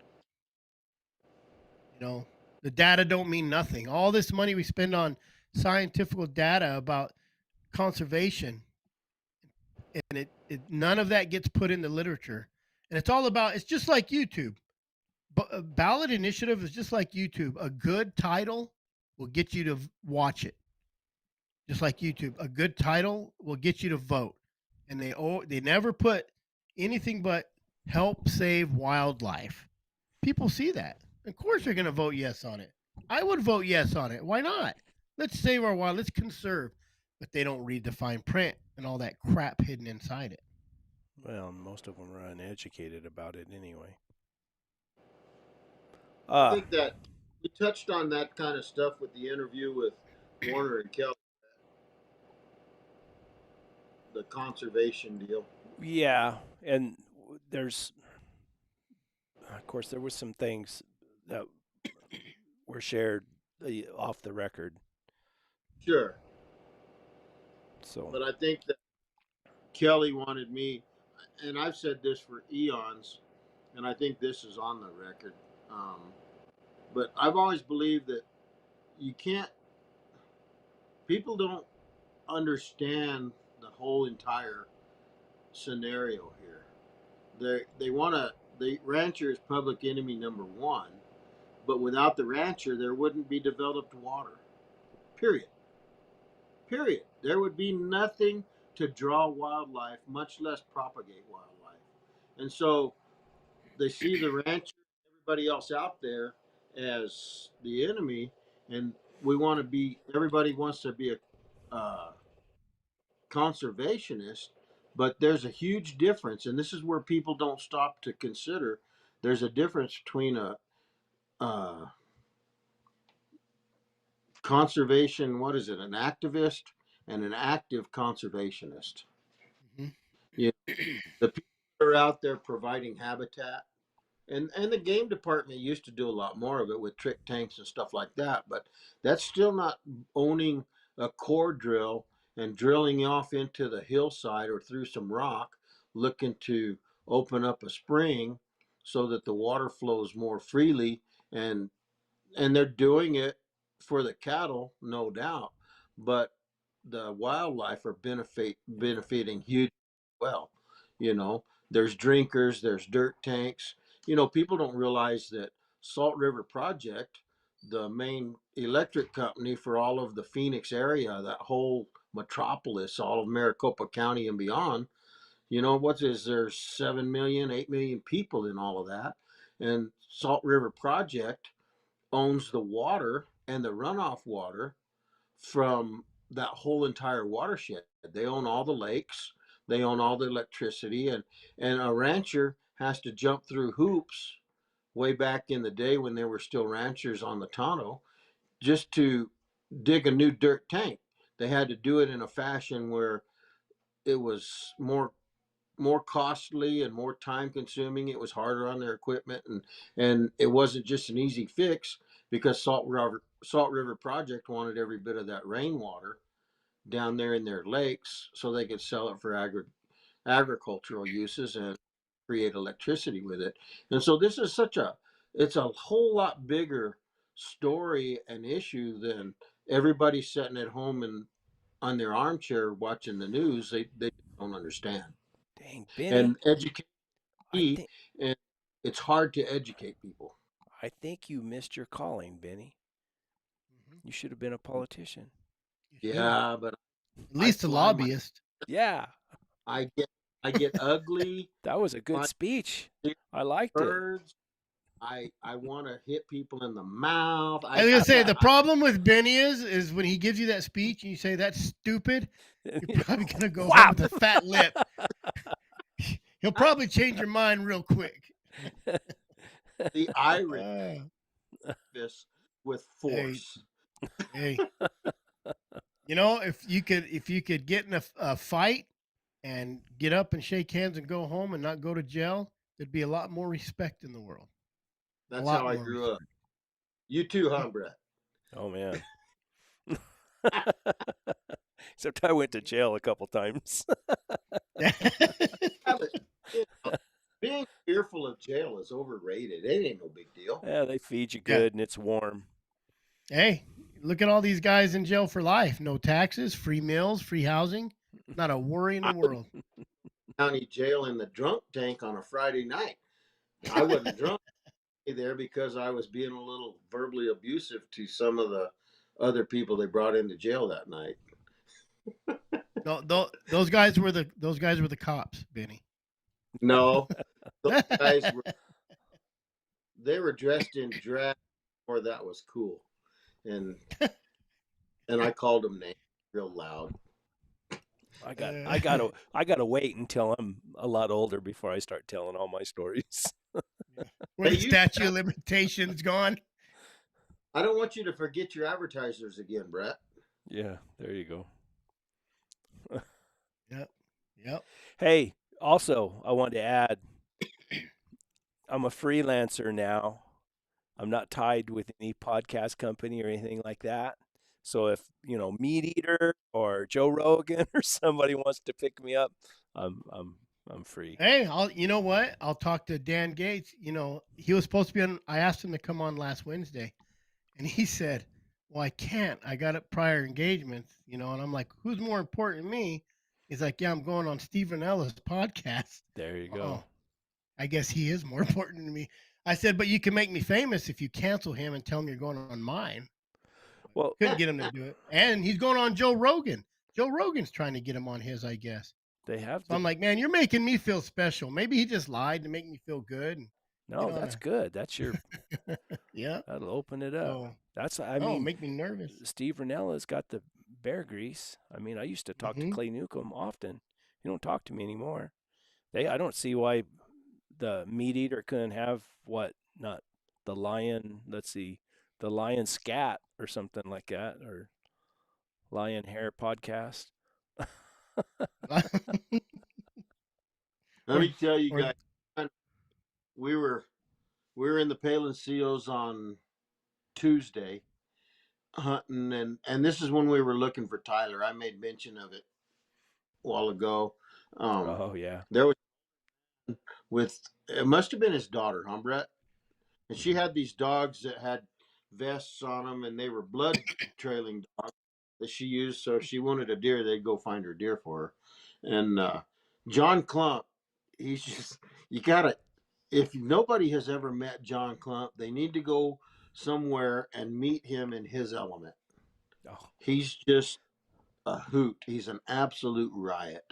And so he says, we're looking for our son, blah, blah, blah. And hey, this guy right here's famous. And Brett's like, oh, crap. And he Brett said, really? loves it when you come up to him in public. And he says, they said, really? Oh, yeah. He's on YouTube. You never heard of what's it called? What's it called? I said, it's Born 100 Years Too Late.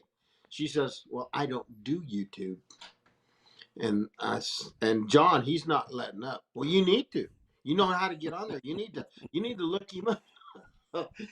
Poor Brett, he's having to go through all of this. Like, John, Shut up. Shut up. you got to cut it out. It's okay. She doesn't have to know me, but I know that today she knows who Brett Vaughn is on YouTube because She went and looked him up. She went and looked him up. The she did. curiosity got her. She wrote it down. And so we should get her on this podcast. I just don't know who she is. Tell John to sniff her out. Find her. oh, you went dark. Yeah, I kicked my cord. Oh well. Yeah. Anyway, we had a big time, and Brett, I can't wait for the videos that you put together because it was a blast. Yeah, I enjoyed I it. can't wait It for the was Warner good. Glenn. I hope the Warner Glenn. I know the audio didn't come out as good as I wanted it to, and He's but a hard man to hear, anyways. He yeah, talks so low. yeah, He's really low. Like he talks real low. So any of his interviews, you really have to listen and kind of turn your up because he's so low. Like his tone is really hard to He pick just up, I speaks. think. He speaks quietly. Yeah, Yeah. yeah. I I should got have. to. Brett got embarrassed. Maybe not embarrassed. I don't know what the word. Tell us what the word is, Brett. But Tyler shows up, and I said, "Hey, Tyler. Hey, good to see you, Tyler. Haven't seen Tyler for some time." And he comes over there and gives me a big fat hug. Hey, Benny, I said, "Well, this is Brett. Hey." And he watches all of Brett's stuff. All these guys watch all of Brett's stuff, and he says, "Professor Gadget, I've been wanting to meet you."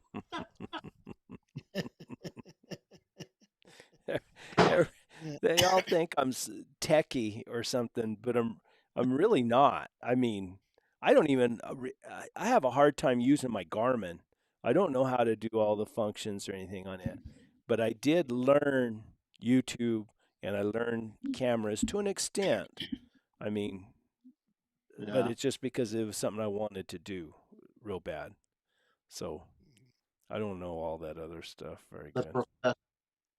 You know the Yeah, bare minimum when you're not techie and you get on YouTube and you start editing and you know the bare minimums, and then throughout it, even on Brett on this program we use right here, every time we get on, he finds something new on there to do.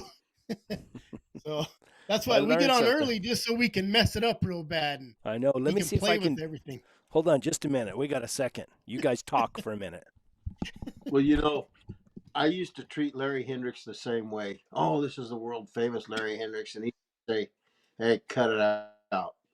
And so these I'm people are pursuing, so I get to be the antagonist, and it's really a lot of fun. I shine in that uh, It's better to put the attention on everybody else, is what it is. yeah. I get to be part of the peanut section. It's kind of weird. I was in Walmart one time, and I was checking out with my wife, and some guy just loud too. He's all, "Hey, you're that houndsman on YouTube," and I was like, "Oh, yeah." Of course, when he walked away, I talked to him. And when he walked away, I told my wife, "See, I'm famous. You're you're around a celebrity." She just told me, "Shut up." she she didn't find it so great as he did.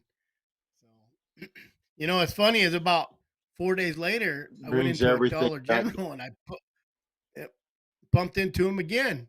I'm like, "Are you my first stalker or what?" Oh man. So, yep. That's Yeah, about as famous as I get. it just it's really amazing to me. I've talked to some of these other guys that I ought to get a buddy of mine or two to come over there and hunt. And he said, "Anybody I know?" And I said, "Nah, probably not." I said, you know,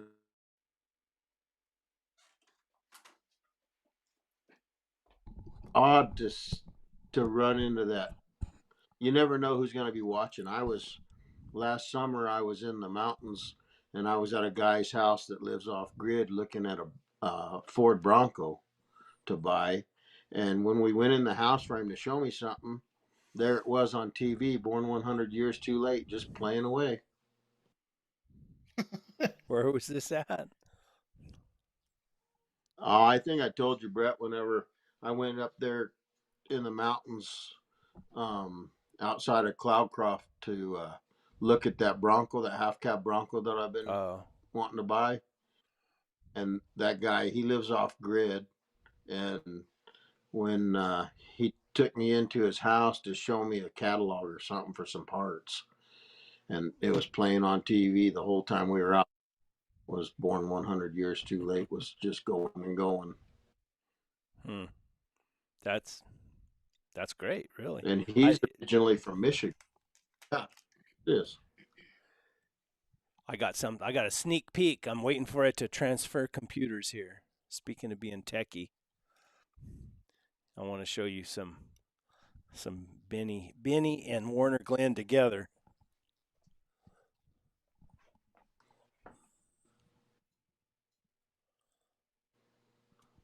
Walby, did it work? That's what we get for bragging on them.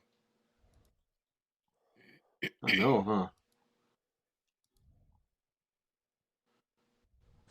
Let me see if it worked. Might not have worked, boys. How tall is Warner? Is he 6'5", 6'6"? Something like Six that. six, ain't He's he? a big man. He's a big guy. And he I'm the same size as Warner. I'm just smaller and rounder. compact version. It's like that guy said, if you lay on your side, you'd be taller.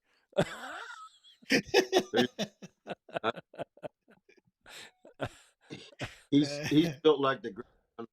I'm built like the boxer. We'll have video evidence of that here in just a minute.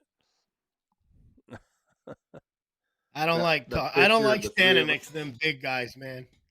They make you feel small. You're gonna show the picture of us, the three of us standing outside the saddle house. I got some video that I have not even looked at yet that I Really? videoed while we were there. I don't think there's anything too incriminating on it. I hope. We didn't really do anything that was incriminating, though, did we? It's all right. If you No. say it's for entertainment purposes only, you're good to go. We were on our best behavior there. We all got dressed up and everything. Mm-hmm. It's almost there, boys. Tell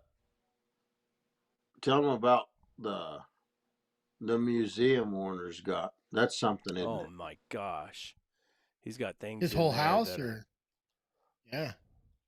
No, yeah, he's it's got that back a room room. It's a specifically. museum. Oh, really? It's amazing. I mean, the stuff he has. What does he have in there? Go ahead, Benny. He's got old Where to start? implements. He's got old saddles. He's got a. Is it a buckboard? It's not a cook's wagon, is it?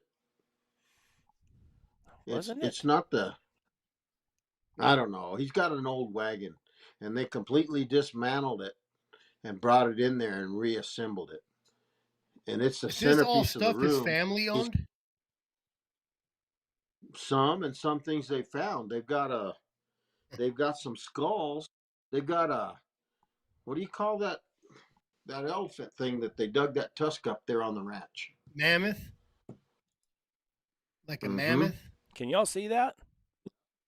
No. No. So his wife was really into archaeology,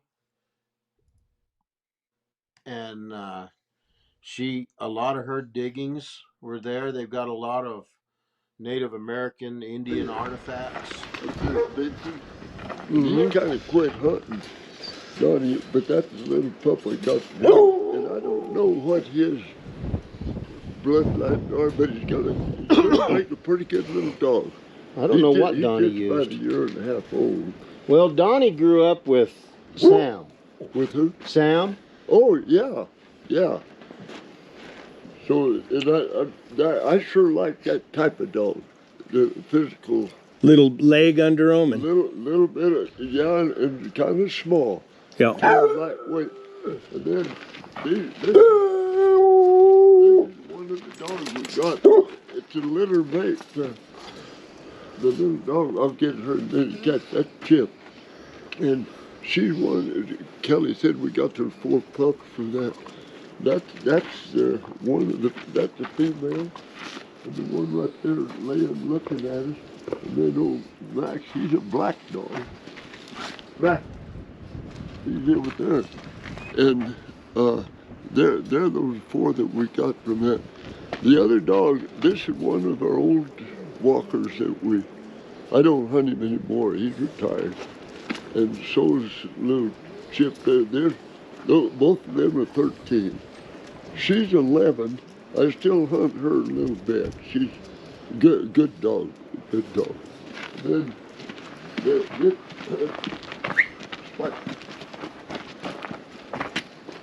now, this is one of my best ones. That he's a little too big for but he's a good, tough son of a gun. I like a little smaller dog, but he's a hard driving son of a gun. He's good. And then, Oh, there's a lion hound. yeah, and then this is I got him from Andy Knowlton. And that's probably the most athletic dog I've ever had. That dog shows a lot of Larry Hendricks. Ooh, oh, does he? Yes. Well, I tell you, that is an athletic goat-getting son of a gun. He barks a little too much when he's going to the other dog. You'll bark going to him. Yeah, he doesn't stand around and bark and do nothing. I mean, he's trying, so he'll be good. He's about the same, but he's a little older. Well, and this is Cactus. She won't come out. I had her for a big circle this morning. So this is another one of those one of my top dogs. That's it. He's half brother, but a year younger than the one I just showed you. This is another one that's a full brother to that one. Do you believe in breeding pretty tight? Doing what? Breeding them pretty tight. I mean, You know, I kind of like that. Daddy did that yeah. a lot. When he got those two walkers out of Arkansas and Missouri, once he got that bloodline started, he bred pretty tight. It's like Sure does, yeah. like a You don't what would want it be? to too tight. You got to pay attention to the traits. Yep, that's right. Yep.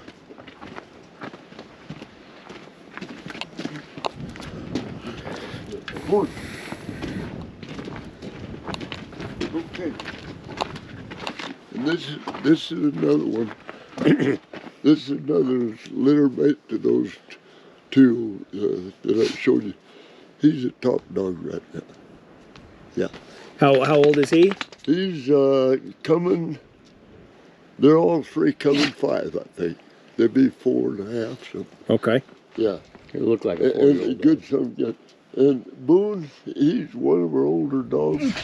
I know that he's kind of just here. He's on retirement. Yeah. There you go. I could watch him all day and just listen to him all day. A little sneak peek as to what's coming up. So, You could talk You to see that how guy fa- all week and not get bored. no. You see how fast he outran us, and he was just walking along. He did. He just bailed. Benny was still back But there it- at the first pin. Oh yeah. I was wondering if anybody was going to fly me in some oxygen. Anyway, Yep. what do you think, guys? Concluders, you got anything to say, Chris? Watch Chris's show Wednesday nights, Wednesday. It's gonna be 6:00. 6:00, with the same guy that Joe Rogan has been begging to get on his podcast. And Meat Eater got him. I didn't get him Meat before Eater Meat got Eater him, for but Steve. he won't be near as good as Chris. Chris So will hopefully, ask he said those he put me on the probing schedule. questions, those probing questions, and get to the truth. No BS. I know I'm gonna have to like actually put something together this time and sound real intelligent. Like Yeah, use those I big can words. pretend. I Yeah, can well, pretend every once in a while there you to go. articulate the conversation, to manipulate it in the way that I desire. Wow. I know. You know what? I wrote that on my hand. You didn't see me looking at it, but it was there. you got what do they call them? Those cards? Yep. Cue card. Cue cards. There you go. It was Benny, fun. what's going on with Benny? Benny is probably the best addition we've had to our little Monday Night Lives. Mhm. He's just Well, so, I don't know about see, look at him. He's just so matter of fact. Or he's the only one that can put up with our crap because everybody else bails on us. And maybe we were too hard on him. I don't know.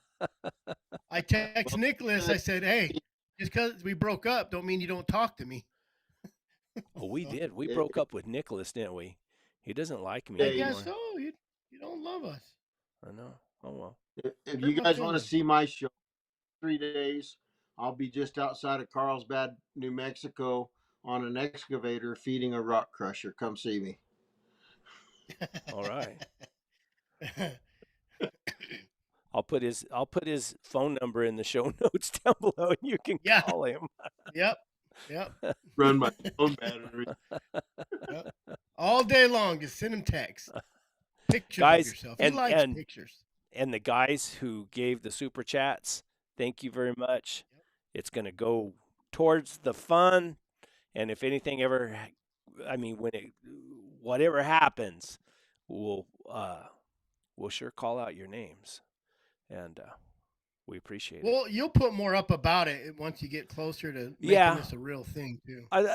Like I said, I still believe that some companies are the ones that should pony up, and sponsor something like that. All I'm going to say, and I'm not going to say names, but there's some people out there that do a lot of podcasts that missed out. Well, They should have snagged you up. they got things going on themselves, Hey, But People are I busy. don't. I'm not gonna. I'm not gonna call them out. But what is, they got two I, U's. I, they might, there might be a double. You're seeing double sometimes. That but all things they said that they would. I mean, I could work with them. There's no doubt. We just, I don't. I think they want to do more things themselves, Yeah, honestly. But they said they they would. have a good thing going to where everybody brings them all kinds of material. Why dig a trench yourself when you got 10 people that dig a trench a foot at a time and you get Yeah, it done faster and it's always there? You don't have to worry about it. They have a good thing. A lot of these guys that do that, uh, Houndsman XP, he does a lot of other people podcasts. So I think it's what do you mean they do a lot of other people podcasts? What is that? well, What do you? they like Houndsman XP. He lets there's a couple guys that do their podcast on there. Oh yeah, yeah, So they bring him the material, kind of like a newspaper has 10 writers. yeah. Why be one writer on a newspaper and have to do all the work? So, and And I I, think you have some great the Dell Lee. Who has those? yeah, Who I has them? I I paid for the rights for Mhm. those out of my own pocket to but now W also they paid me. I mean they gave me so much per thousand download. And I think, I don't know how many guys are doing stuff for free, but I don't think they should. Well, Yeah. probably there's a lot of people that get started doing it for free because it's their passion and they just want it to get out there. But the farther down the road you get, Brett, just like you've discovered, the more costly it gets. I mean, now, Yeah. you know, it's going to take for you to go to Stockton, California and sit down with Rick Dickerson. You know, you're you're And I can't wait to go talk to Rick. Texas, 300 Stockton, miles. Texas. You're 300 miles or 350 miles from Rick. Yeah, I know. And that then you don't go over there and back in the same day, so you got to go find a motel, you got to eat, you got to not everybody's going to feed you like John Lump, get a Yeah. piece of hamburger out of the back of the pickup and bust off the corner of the salt block and season your eggs for you. That's what he had. It wasn't a salt block; it was a mineral block sitting in the Hey, back of his Basement. truck.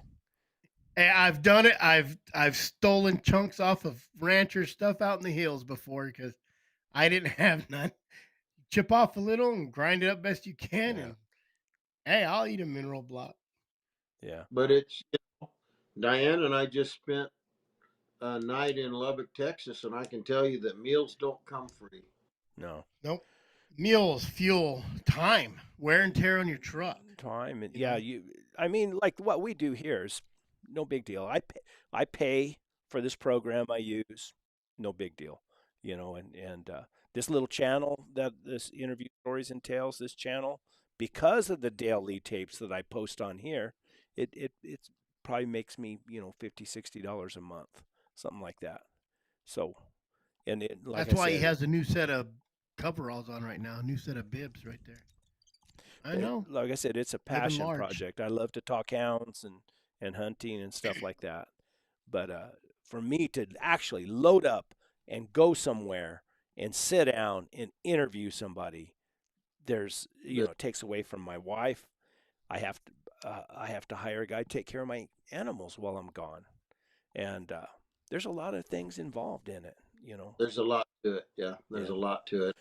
And and and the main thing is that nobody else has is the time. that's it. And time is a valuable asset that we have. Or a grandson that can take care of your animals and you leave. That's the hardest thing, leaving. You're not just leaving for 3 hours. If you're going to Texas, Uh, you're going to be gone 2 days at minimum if you crush it in there. Three to make it, you know what I mean? Day to drive, Sure. and day that's to hang out. And And that's another one. That Rick Dickerson now, he is an absolute character, isn't he, Benny? Yeah, I've known Rick Dickerson since grade school, and Rick, I think you touched on this before, Brett, but Rick Dick, I would put my life savings up against this statement. Nobody has caught as many mountain lions with a flashlight as Richard Dickerson. Yep. Yeah. Well, that's And what Be you he's. willing stop, to lose $50 for that, huh? you stop and consider a mountain lion's traveling in the night. So when we trail them during the day in the morning, we're trailing them and they're not leaving us until we get close to where they're bedded down. And that's when the race becomes a jumped race. Now, when you're pursuing a lion at night, you started them probably from their previous night's track, and you trailed them to where they bedded down. And Rick would know more about this than me. I guarantee you that. But now you're trailing them while they're actually out moving moving. away. Moving, yeah. They're not laid up waiting for you to get there, not for your dogs to locate them. They are actually moving away, and the dog's got to trail them and keep up too, catch up. And he did all of that with a flashlight along the Mexican border down there in Texas all summer long. And that's why he did it. It was in the heat of summer, and he was He's a a government government hunter. Yeah. a government. He's the only government hunter the state of Texas has ever had, and they're not replacing him. And he retired from the hound deal, and so they'll never have another one. Rick is the standalone Texas government lion specialist, and he hunted them all summer long with a flashlight at night because it was too hot during the day. And And I guess he's a hell of a musician too. a hell of a what? Musician. Oh yeah, he. In fact, that's how he afforded dogs. He bought his first good dogs from George Goswick by selling his guitars and his amps, and he uh, he was the lead singer, the lead vocalist, and the lead guitar player for a rock and roll band in all of the toughest, meanest bars around Phoenix. And he ropes. And he ropes too. Cool. I can't wait to go Yeah, talk to him. 2 out of 3 ain't bad. Gang ropers. I used to rope. Anyway, Yeah, guys, yeah. we've been here a long, long time. Yep. I know. Thank you kept for going. stopping in, Benny. Appreciate it as always. Chris, I, thank you. No problem. Say a Do it kind again word. someday. Say a kind word for me on your podcast. I will. And I do. guys, thanks Always for bring the super chats. I appreciate it. I will make sure this video is up on goes up and stays on the Watch channel. it, like it, Yeah, love it, share leave a it, comment, all share that it. stuff they tell you to do. Mhm. How do I turn this thing off? I All right, don't know. guys. Thank you. Till next time. Good night. Good Later. night.